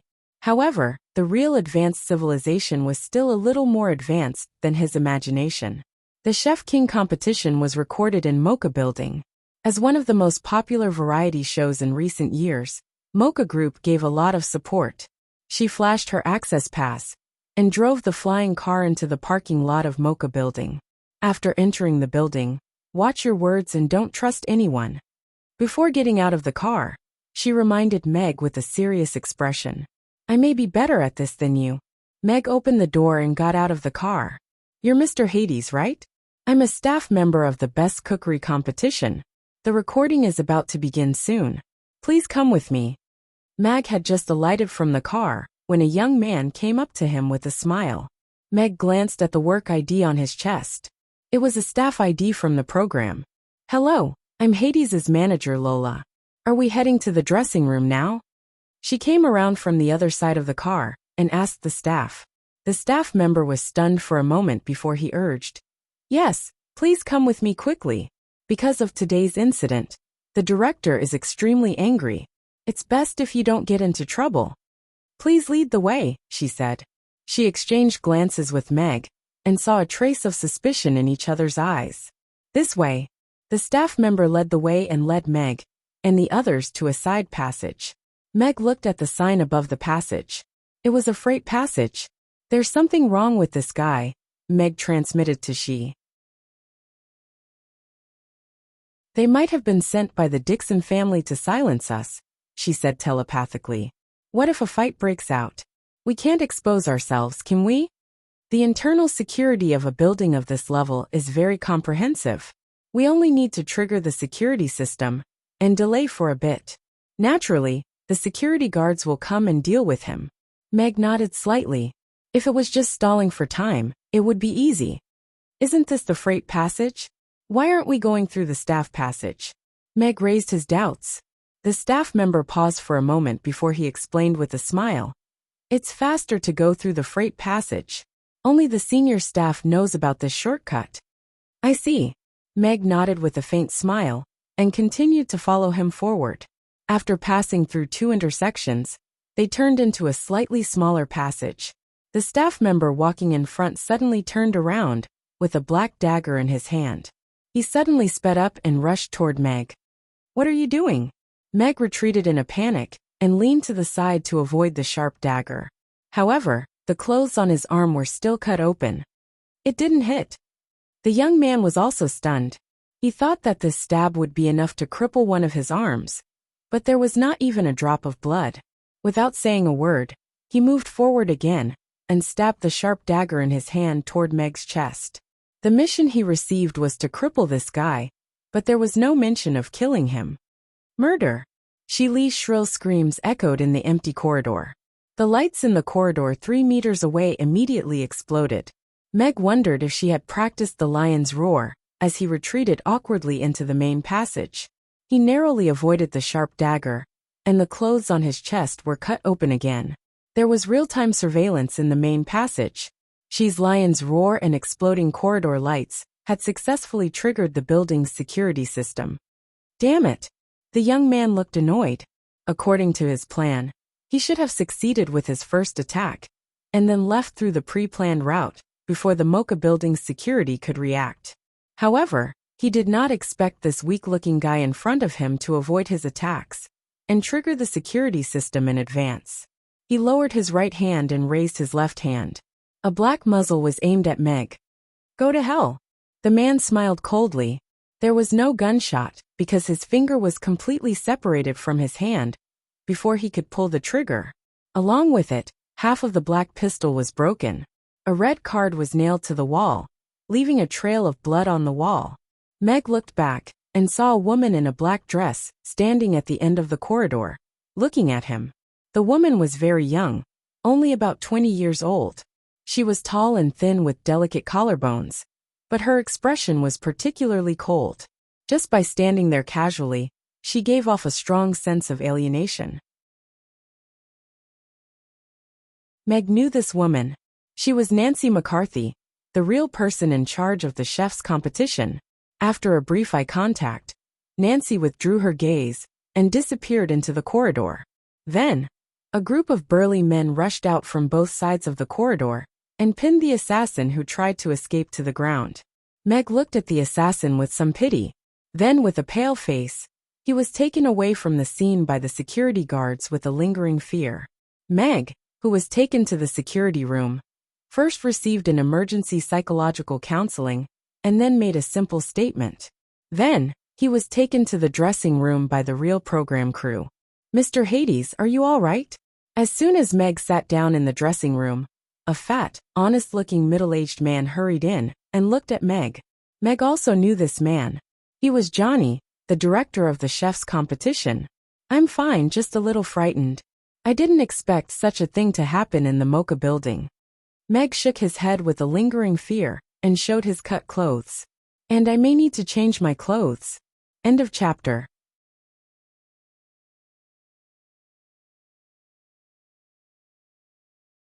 Chapter 2432. Johnny was obviously relieved to see that Meg was not hurt. What happened this morning was enough to annoy him. Jasper was hospitalized because of the powder incident, and Hades, who was urgently called to put out the fire, was almost assassinated in the Mocha building. If Miss Nancy had not arrived in time, they would not have been able to record today's show. "Director, we need an explanation for this matter. We were almost killed today," she said with a serious expression. As an agent, this was one of her duties. Johnny smiled awkwardly. As the director of the Chef King competition, it was usually the agents who fawned over him. He had never been questioned like this before. However, today's situation was different. The incident happened in their place, and the impersonated staff had been found in the utility room. However, the responsibility for this kind of incident was on them. Miss Nancy had already taught him a lesson and asked him to appease Hades and ensure that he could participate in the competition as usual. At the same time, he would not leak this matter out. "Yes, we are the ones at fault. To show our sincerity, we will increase Mr. Hades's appearance fee by 1 million. Johnny said sincerely. "I apologize to you on behalf of the show. At the same time, I hope you can keep this matter a secret to avoid more negative impact on the show."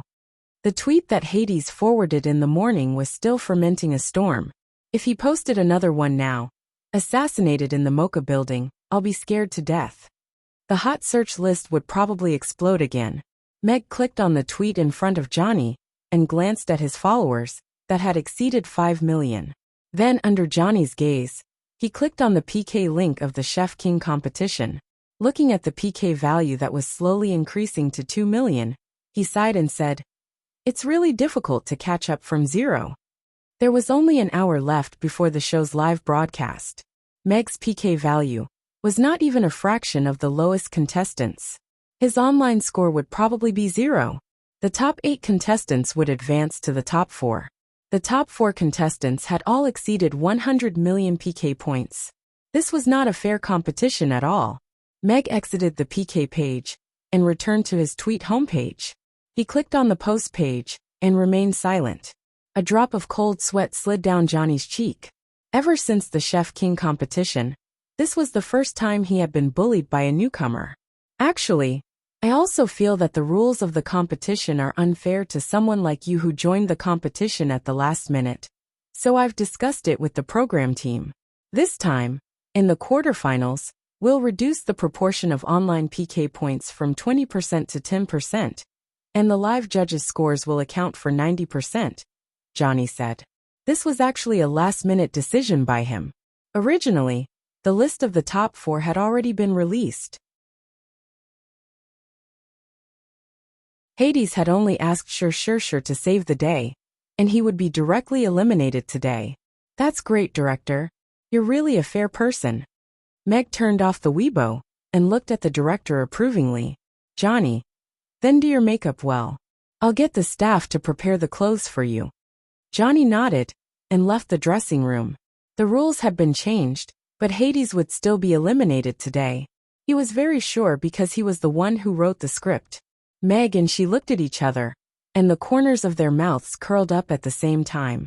Meg had studied the live scoring mechanism of the past 4 seasons of the Chef King. After entering the top 16, the score difference between the live judges' scores would become very small.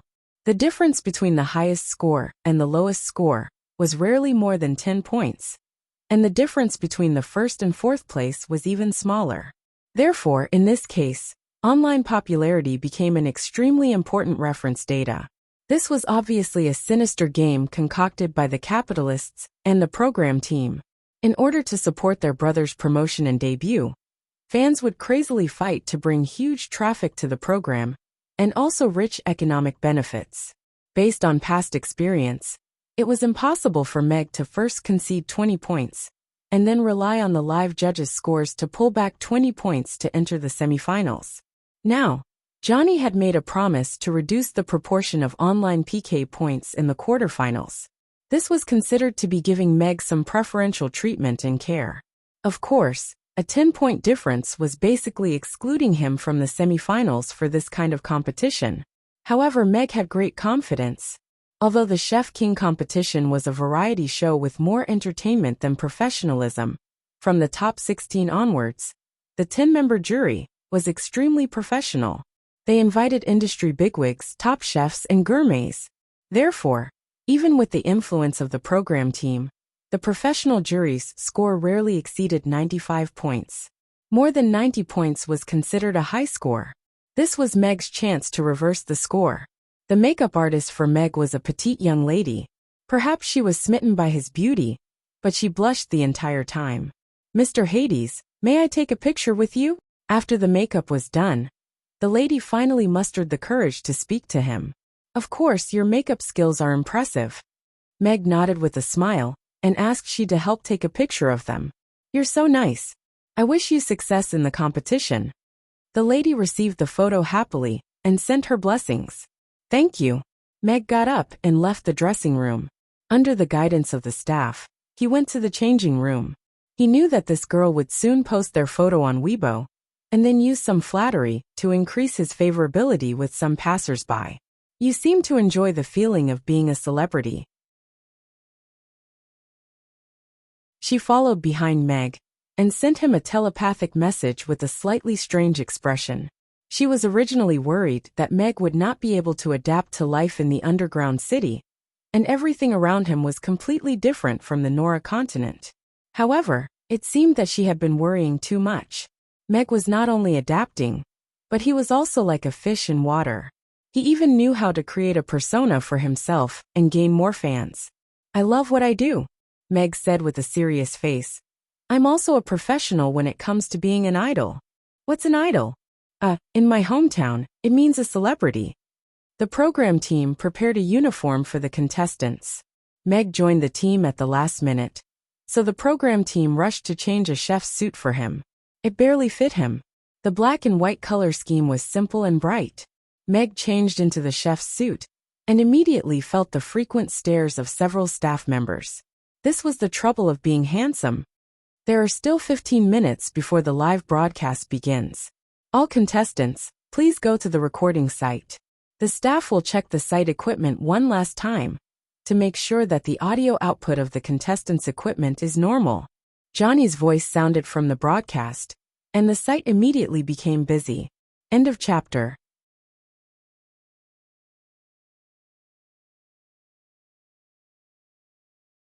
Chapter 2433. The Chef King competition was carried out live, which was a major test of the contestants' acting skills. Of course, this mode also brought about great fun. The audience could choose to watch the official version or watch the exclusive version of the contestants. Although Meg had not participated in the recording of a show in his previous life, he had seen pigs run. It was just a variety show, so he was not nervous. She had set up a stable and decent persona for him. It was not outstanding, but it was not too bad either. He just needed to perform well in cooking. At the same time, Meg received a contestant's code of conduct on his bracelet. The contract was handled by she, so Meg had no interest in it. While the staff was checking the equipment, he opened the contestant's code of conduct and glanced at it. There were no strange rules, other than the basic confidentiality agreement. There were some restrictions on the contestant's personal character. One of them was probably a new addition. During the show, contestants are not allowed to contact fans in any way. It seemed that the program team was also scared by the Jasper incident. To avoid trouble, they directly set the rule that contestants were not allowed to contact fans. She said that this show had a script, but Meg did not get one. Obviously, he was a last-minute firefighter. In the director's mind, he did not need any lines at all. Your seat is over here. You should know the exact procedure, right? The staff member asked for confirmation as he led Meg to a stove. Yes. Meg nodded with a smile. Meg had thoroughly studied the competition process on the way here. Although it was a variety show, the Chef King competition was indeed well done in terms of professionalism. The on-site judges gave the contestants a comprehensive score based on their on-the-spot performance, knife skills, plate presentation, taste and other dimensions, and came up with the final score. Even if the contestants had a script, there would always be judges who could justify themselves with clever words, thus prolonging the life cycle of the variety show. Everyone knew that the contestants had a script, but this effort was enough to make people feel their sincerity. The show's recording venue was very spacious. Mocha Group valued this show very much, and directly gave the program team an entire floor. The top 8 contestants had already taken their places. Many of the contestants had their managers making the final adjustments and whispering some words to them. Meg's eyes briefly scanned the contestants. He had already memorized their information. His gaze landed on the judge's table, on the beautiful lady sitting in the corner. The black dress was sexy but not intellectual, and the indifferent expression on that beautiful face made people flinch. Nancy McCarthy, the noble lady, had just saved his life. Of course, that was what it looked like. As a direct descendant of the McCarthy family, Nancy had a certain right to speak in the family. As the president of the Mocha Group, she was also the person in charge of the variety show, the Chef King competition. What kind of domineering female CEO was this? Perhaps sensing Meg's gaze, Nancy suddenly raised her eyes and looked at Meg. Their eyes met briefly, and Meg smiled gratefully. Nancy withdrew her gaze indifferently, as if she was not interested in his warm smile. Meg raised his eyebrows. Of course, he was not disappointed. This kind of top-notch fair, rich, and beautiful woman was not someone who could be chased by a face. He still expected this. Then, Meg briefly looked at the judges on the judging panel. Most of them were veterans in the cooking industry, and the head chefs of certain top restaurants. Considering the long lifespan of the residents of the underground city, there was no lack of people who had been working for thousands of years. An excellent chef needed time to cultivate. Without at least 8 to 10 years of practice, no one would dare to embarrass themselves by showing off their knife skills that could truly be called excellent. Therefore, Meg did not doubt the cooking skills of these experienced chefs. The Chef King competition program team has opened a channel for you on Weibo and has given you good traffic support. By the end of the show, your PK value should be able to exceed 10 million. She came to Meg's side, handed him a glass of water, and said telepathically, 10 million is not enough. We have to prepare for the next competition. For tomorrow's semifinals, the director will not change the rules for us. Meg took a sip of water and said telepathically without batting an eyelid. That depends on your performance today. If your performance is interesting enough, the promotion of the Chef King competition has never been stingy with traffic. This is more practical than anything else. She took back the glass of water. If that's the case, then there's no problem. Meg smiled confidently. He was best at subverting. The Norland continent's food was too crude and lacked some exquisite delicacies. As for the exquisite dungeon delicacies, they were lacking in the flavor of life. In that case, let him add to the fireworks. But, are you really not going to do anything? Meg looked at She, who was about to leave, and asked. I've done what I should, she said, and turned to leave the stage quickly. Meg looked away. His wristband had been turned off. Otherwise, he would have opened the microchat to see what she had done. The design of the stage was quite interesting. It was a semicircular stage with 8 individual workstations.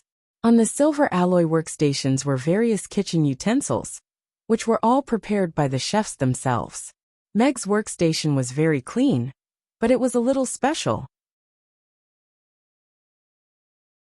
Other people had a set of knives, with dozens of fancy knives of various styles, but he only had a single factory kitchen knife with a wide and thick style. However, he had brought his own stove, an open stove that was hard to find in the market. Meg had learned the dungeon's kitchen utensils from She before coming here. Precision and automation were the biggest features. Even a complete novice could cook food that was passable as long as he followed the steps set by the system. However, it was only passable. At the same time, this overly precise tool added many restrictions. It was like putting shackles on the chef and locking the upper limit. Therefore, Meg chose to bring his own stove and let the people of the dungeon see the true charm of cooking. This newcomer doesn't look like a chef. I heard that because of Jasper's accident, the program team found a trainee from an agency at the last minute. He's probably here to show his face and prepare for his debut. I heard that he's quite good at cooking. He's a folk chef. Jasper was eliminated, and one of the top 4 spots was given up. I just don't know who will take his place. The competition had not started yet. A few familiar contestants were chatting, and their attention was focused on Meg. Their tone was quite relaxed. Obviously, they did not see Meg as a strong competitor. Meg turned a deaf ear. If he was serious about the contestants' clique, he would be the one to lose. At the same time, on the internet, hundreds of millions of dungeon netizens were eagerly waiting for the start of the Chef King competition. As a variety show that finished with high ratings, the Chef King competition had accumulated a terrifying number of fans. The cruel and efficient competition system, the exciting culinary duels, and the various exposés inside and outside the show made the audience very fond of this variety show. Today on Weibo, there were many trending searches about the Chef King competition, especially about the new contestant, Hades Saipan. His accusation against director Horace was a big hit to the netizens. Unfortunately, the news seemed to be blocked. Besides Hades' Weibo, it was hard to find any related discussions on the internet. Even the marketing accounts that liked to eat human blood were collectively silenced. Because of this, more and more people followed Hades' account and wanted to follow up. Just 10 minutes before the Chef King competition started, a red verified account of the Dungeon Military Secretariat liked Hades' Weibo post and commented, "The people need the truth." Soon, Military Secretariat liked Hades' Weibo post, "The people need the truth." It was pushed to the trending searches and started to climb rapidly. The matter had been brewing for a few hours. This was the first official account to participate. And this official account was very special. It was the only verified account of the Dungeon Military Secretariat and represented the military's attitude. The military's attitude had always been important in the dungeon. Since Marshal Ferdinand promoted the military and political reforms, the tycoons started to restrain their influence on the military. Their attitude towards the military had also become restrained and cautious. "Chief, the topic is climbing rapidly. Should we continue to reduce it?" Amos ran directly to Lucian's office and asked anxiously. He felt like he was going crazy. The topic had just been suppressed, and the Chef King competition had basically reached an agreement to use the topic's popularity to quell the topic. He didn't expect the military to suddenly interfere. "How do you plan to reduce it? Delete the Secretariat's post or block the account?" Lucian sneered and looked at him. Amos' face turned pale. As the operations director, he naturally knew the authority level of the Military Secretariat's account. It was the same level as the President's account. The level was a symbol of status and power. Not to mention him, even Lucian didn't have the authority to block the account. "Then what should we do now?" Amos asked carefully. "We don't know which big shot in the military is behind this. But since the message was sent through the Secretariat's account, it represents the military's attitude," Lucian said seriously. "According to the microblogging code, we have no right to interfere with any actions of the military, including speaking. Remove all permissions on this topic, and no longer restrict it." "But if that's the case, how will the Dixon family respond?" Amos looked troubled. With the topic's current popularity, once the permissions were removed, comments and reposts would be opened, and keyword searches would no longer be restricted. Horace, Bart, and Charlie's scandals would be exposed in an instant. Now they should be concerned about how to distance themselves from Horace. Lucian looked at him calmly. Amos was slightly taken aback, and immediately showed a look of realization. He looked at Lucian with a bit more admiration. I'll go arrange the work in the technical department. The office door slowly closed. Lucian looked at the scenery outside the window, and a smile appeared on his face. He didn't know which big shot in the military wanted this, but it solved a problem for him. The CEO position of microblogging CEO wasn't easy to be.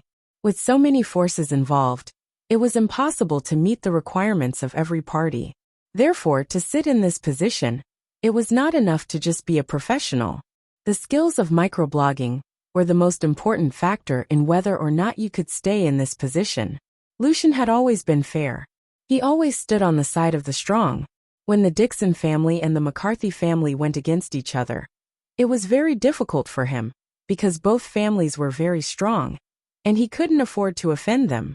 But now that the military secretariat was involved, the situation immediately changed. No matter how strong the Dixon family and the McCarthy family were, they were not as strong as the military. Moreover, he had the microblogging code as a basis, so he didn't hesitate to stand on the side of the military. Soon, the netizens found that the comment section of Hades's microblogging was opened, and the originally gray repost icon was lit up. No wonder he's the man under the military's protection. So, what's the truth? Horace is a scumbag. One of my sisters was depressed because of him. I suddenly found a lot of sisters accusing Horace on the microblogging. They can't all be true, right? The number of comments on Hades's microblogging post increased rapidly. The comment from the military secretariat was pinned at the top, followed by the comment from the cute 3-year-old. Brother Hades is so righteous. I support you. More and more victims and acquaintances of the victims posted their comments in the comment section, and they were all liked at the top. At the same time, the netizens searched for keywords such as Horace and Horace sexual assault, and found many microblogging posts that were originally not very popular. Those microblogging posts that had been covered in dust finally saw the light of day again, after the restrictions were lifted. Every word of the bloody accusation was completely hidden on the internet. The despair of the victims who had nowhere to complain was empathized by countless ordinary people. Horace is worse than a beast. Bart Charlie sexual assault. One by one, the trending searches were pushed to the top. It was like a storm had swept through the dungeon internet world. The marketing accounts that were originally silent seemed to have sensed the direction of the storm and started to join in the traffic storm. Hades's microblogging post at the center of the storm had been liked and reposted tens of millions of times. It's over, it's really over. In the film studio, Horace looked at the microblogging post with a pale face. Large beads of cold sweat rolled down his forehead. Bart and Charlie were trembling, and their faces were ashen. The likes and comments from the military secretariat were like a sharp 3-edged sword that pierced their hearts and sentenced them to death. Looking at the heated comments, the famous directors and celebrities, who were used to receiving praise and flattery, had yet to recover from their fall from the altar. I want to communicate with young Master Fergus. Horace opened his bracelet with trembling hands.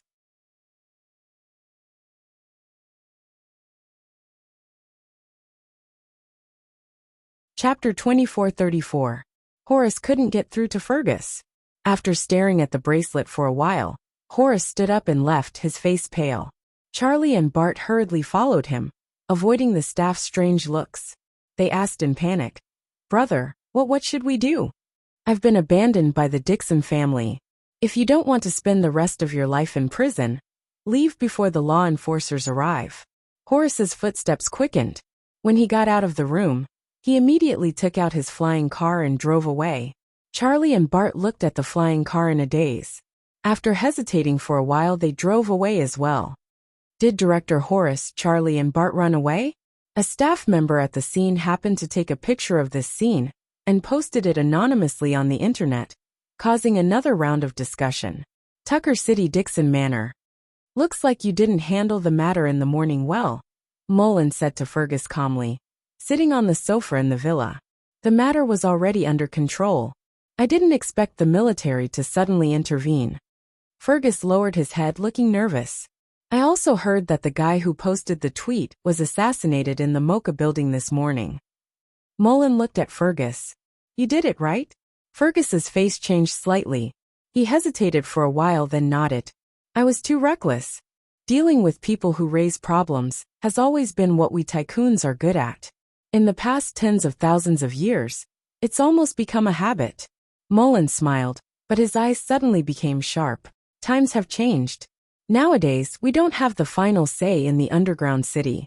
Your little cleverness is just a joke in those people's eyes. Fergus's back was covered in cold sweat. He didn't expect that the assassin he sent to deal with the chef, who was only a level 3 water mage, would fail. Now that the military had made their stance clear, the tweets had completely turned to the military's side. On the internet, Horace's scandals were flying everywhere. It was completely out of control. Horace, what do you plan to do? Mullen looked at Fergus. Fergus thought for a while and said, the dead are the best scapegoats. His misdeeds were exposed, and what awaited him was only life imprisonment. Committing suicide to escape punishment is a very reasonable choice. Go. Clean up the mess you made. Don't leave any evidence for the McCarthy family to use against you. Mullen raised his hand. Yes. Fergus bowed slightly and quickly left the villa. Interesting. I didn't expect that person to interfere in such matters. Is he preparing for something big again? Mullen stood up and stood by the window, a cold smile hanging on his lips. On the top floor of the Twin Towers, Akali's wristband had 2 screens. On one side was the Chef King competition live broadcast, and on the other side was a push button. Horace, that old bastard. How could he do so many bad things? I even had a meal with him last time. Now that I think about it, it's really disgusting. But this old bastard seems to have a good relationship with Fergus? As expected. Birds of a feather flock together. Both of you are nothing good. From the looks of it, little brother Hades is indeed handsome and righteous. No, I have to top up his account. Akali muttered. She opened several fan groups with over 10,000 people and began sending red packets. Miss Nancy, take a look at the micro-push now. When Nancy was prepared to turn off her wristband, she received a message from the director. Nancy looked in the director's direction and saw that Johnny's expression was a bit anxious. Could it be that before the broadcast, something had happened? She clicked on the hot search list, and the hot searches made her stunned. As for Horace's news, it had already been taken off the hot search list. But now 6 of the top 10 were related to Horace, and the top 3 were all taken. Nancy quickly found the reason, and this made her even more surprised. The military actually came? Nancy bit her lips. This was a bit unexpected. If it was like this, it was clear that the Dixon family had already given up on Horace. They should be cutting off their connection with Horace right now. Seeing the Dixon family suffer and the murderer Horace fall, Nancy should be happy.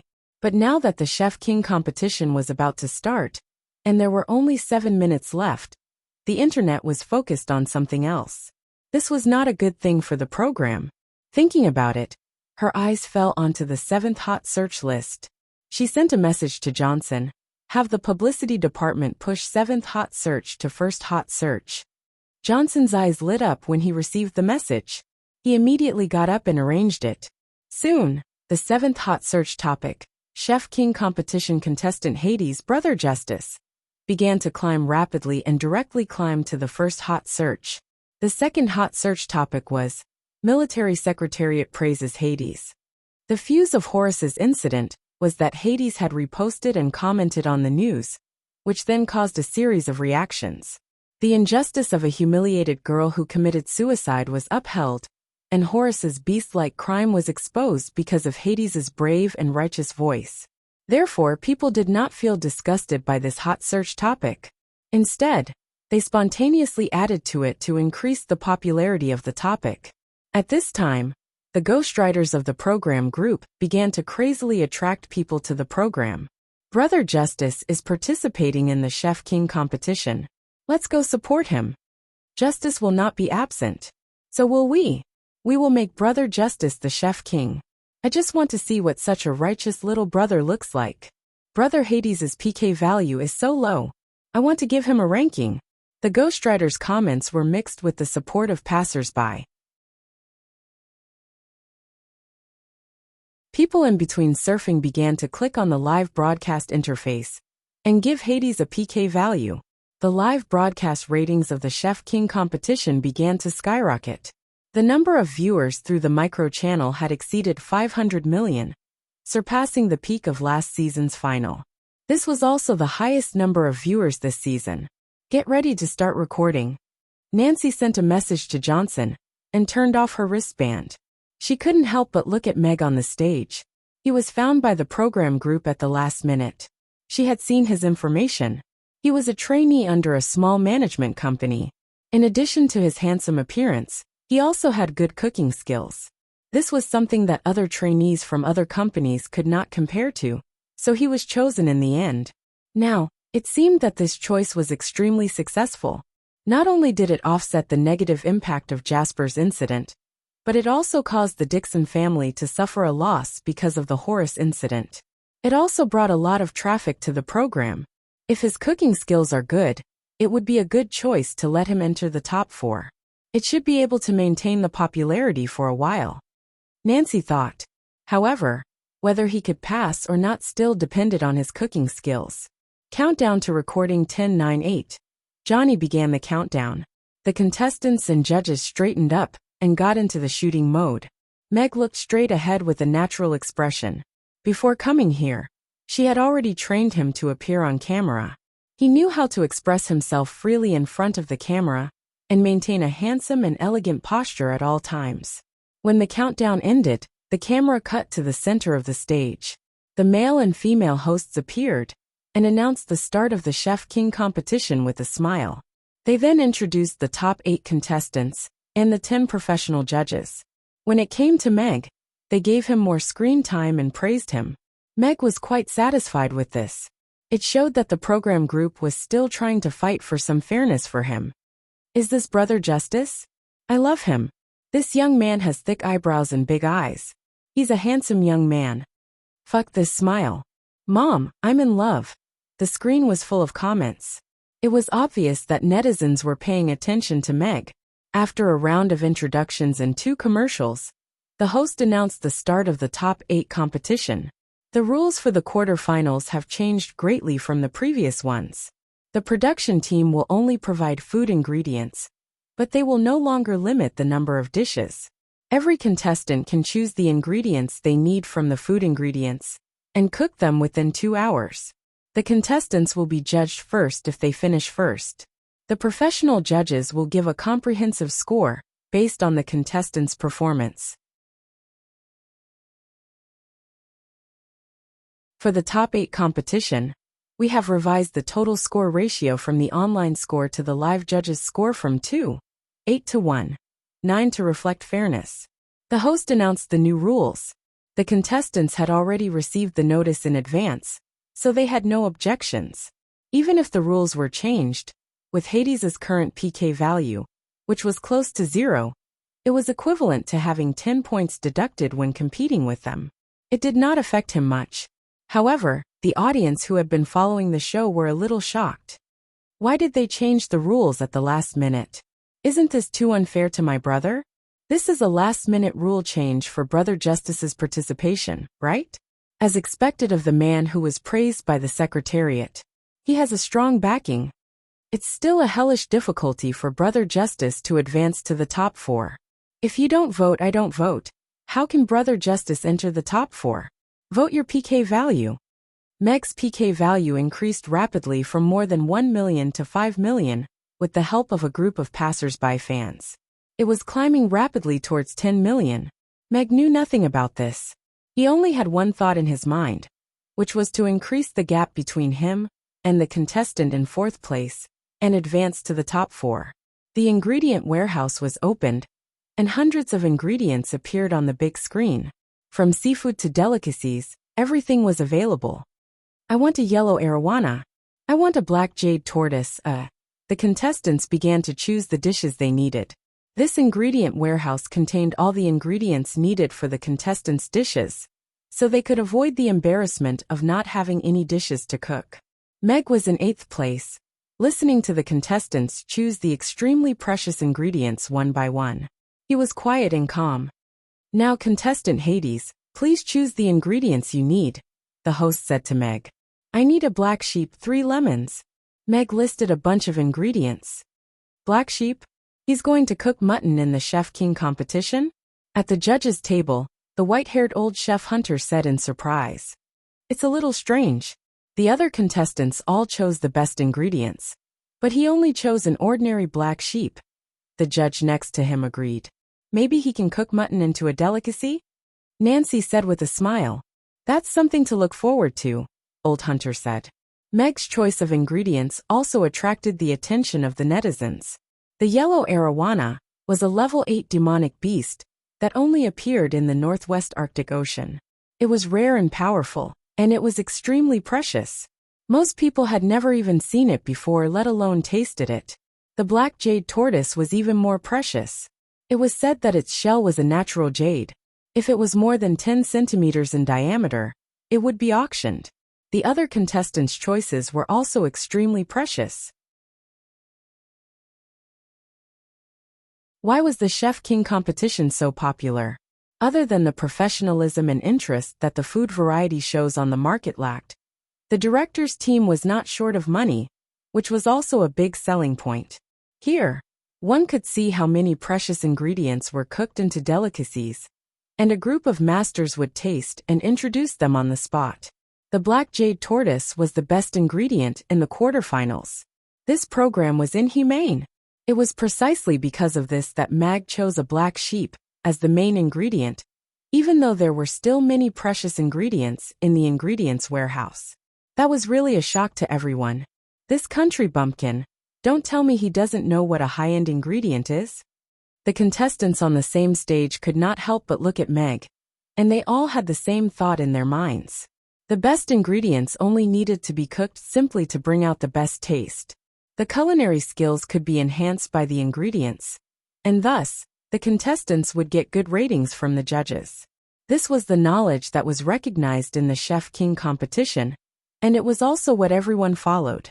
I'd like to see if you're just putting on a bad show, or if you have absolute confidence. Nancy looked at Meg with interest, and there was a little bit of anticipation in her eyes. The contestants' ingredients were sent up one after another. Every high-end ingredient was given a close-up shot, and the host introduced it just right, satisfying the audience's curiosity. When the black goat was carried onto the stage, the audience's interest was greatly reduced. The black sheep was a specialty of the black sheep grassland. Although it was 3 times more expensive than ordinary sheep, it was still an ingredient that could be easily found in the market. Meg reached out and touched the head of the black sheep goat, and nodded with satisfaction.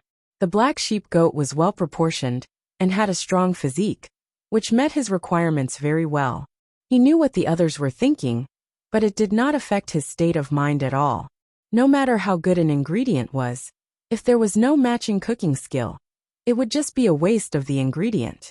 Yellow dragon fish, black jade tortoise. He had never even seen these precious ingredients before.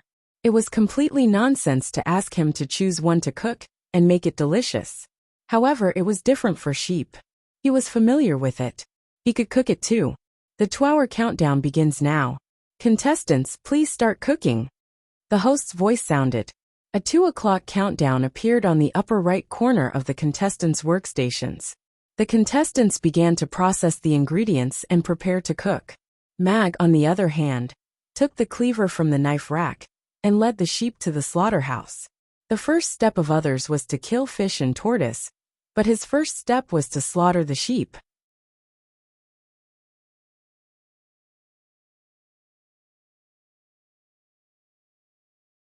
Chapter 2435. Thousands of years after the slaughtering and rearing industry had been automated, most of the residents in the underground city had never seen a live sheep slaughtered. In the past 4 seasons of the Chef King competition, there had never been a live slaughtering of a large animal. In the past, the producers would prepare the meat for the chefs according to their needs. But today, Hades brought a black sheep onto the stage. It seemed like he was going to slaughter it in front of the camera. One could only imagine how bloody the scene would be. However, in a high-end show like the Chef King competition, watching a sheep slaughter seemed to have a special magic effect. It made the audience look forward to it even more. In addition to Hades's current fame and popularity, nearly half of the bullet screen comments were related to him. Director, do we have to cut the scene to the live broadcast? Won't it be too bloody? The cameraman asked Johnson worriedly. The contestant's camera will film as usual. The producers will change the camera accordingly, Johnson replied. He was not very confident. Hades had joined the production team at the last minute and had only arrived before the start of the show. There was no time for communication or rehearsal. The contestants started to prepare the ingredients and got busy. The judges also looked at Meg. With their status, they were not surprised by the so-called precious ingredients on the stage. The last time I saw a live sheep slaughter was more than 200 years ago, in the wild wolf tribe in the north of the Highly Grassland. That tribe still has the tradition of slaughtering sheep to celebrate festivals. The way the elders slaughtered sheep was amazing, Old Hunter said. What? Do you think a sheep slaughtered with your own hands will have more soul? David, a young food critic, asked with a smile. It's a kind of ritual. Of course, in the words of you young people, it's not wrong to say that it has a soul. Old Hunter nodded with a smile. I think he's just slaughtering the sheep for a gimmick, Julian, the head chef of Tucker Hotel, said with a hint of sarcasm. It's the first round. I think he's here to show off his skills, a judge retorted. And, whether it's a gimmick or a real skill, the answer will be revealed soon. Nancy curled her lips and looked at Meg. Somehow, she had an inexplicable confidence in him. The judges' conversation was cut into the live broadcast. The argument between the judges was another highlight of the show. Slaughtering sheep was bound to be bloody. This was the same for slaughtering any medium to large mammal. For example, during the New Year, a group of burly men put a fat pig on a butcher's stool to be slaughtered. Although the black fierce goat was not a precious ingredient, it weighed over 100 pounds, had a strong physique, and had the wildness of a level 1 magic beast. It was not something that an ordinary chef could deal with easily. Meg didn't want to leave the audience with the impression of a bloody butcher in his debut show, so he had to be elegant. Like carrying a little chick, he placed the black sheep on the slaughterhouse. The first step was to let out the blood. He pierced the sheep's throat with a knife and inserted a water pipe into the wound to prevent blood from splattering everywhere. Next was the removal of the sheepskin. Meg's knife made a few cuts on the sheep's body and tore it a few times. It was as if he was taking off the black sheep's clothes. The sheep's skin and hair were peeled off. The smooth surface of the mutton had no scars at all. There was no wool left either. This technique looks really good at relieving stress. Young, what happened? Where's my fur coat? My family runs a farm. To be honest, the machine is not as clean as him. The bullet screen was obviously shocked by Meg's technique. It attracted a lot of praise. After removing the sheep's skin, Meg cut open the sheep's stomach and took out all the internal organs one by one. He washed the inside of the sheep with clean water and began to take apart the lamb chops. The kitchen knife pierced through the lamb chops like a fish in water. It accurately avoided the hard bones, cut open the fascia, cut open the flesh, and took out 2 large lamb chops from the sheep's body. There were 12 lamb chops on each side of the 50 kilograms big sheep. There were 2 large chops. Meg looked at the superb texture of the lamb chops in his hand and nodded in satisfaction. The program team had provided good ingredients. After taking out the lamb chops, Meg did not stop. Instead, he dissected the whole sheep. The broad kitchen knife shuttled through the meat. It followed the structure of the sheep's body and cut open the large spaces between the tendons and bones. It followed the space between the joints and actually did not cut the bones at all.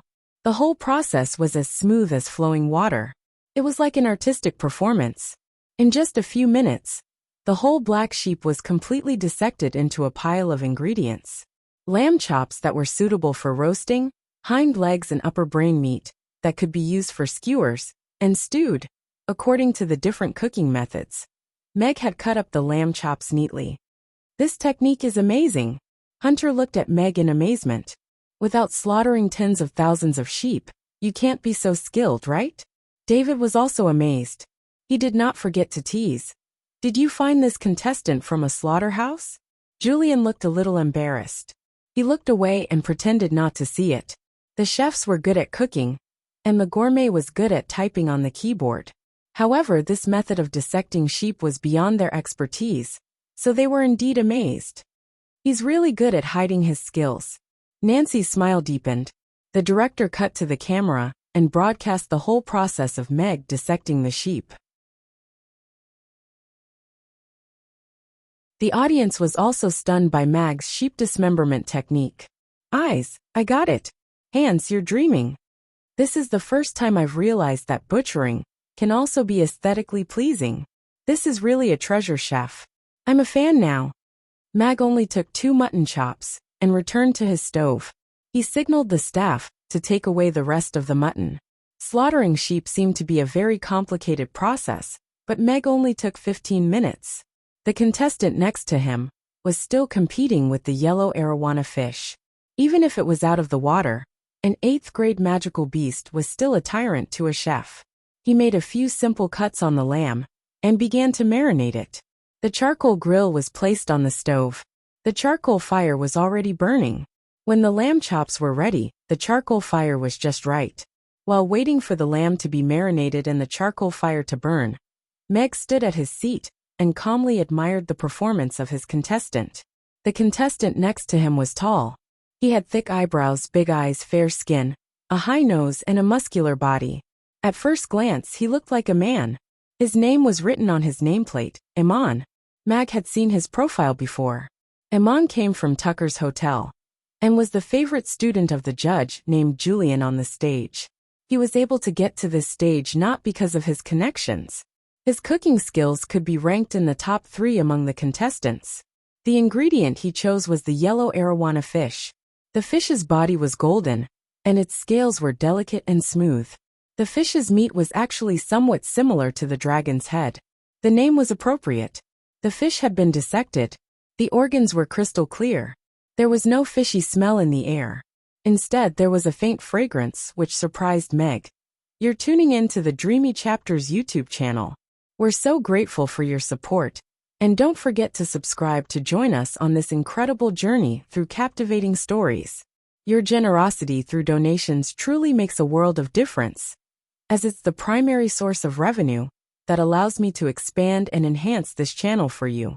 Thank you from the bottom of my heart for being a part of this adventure.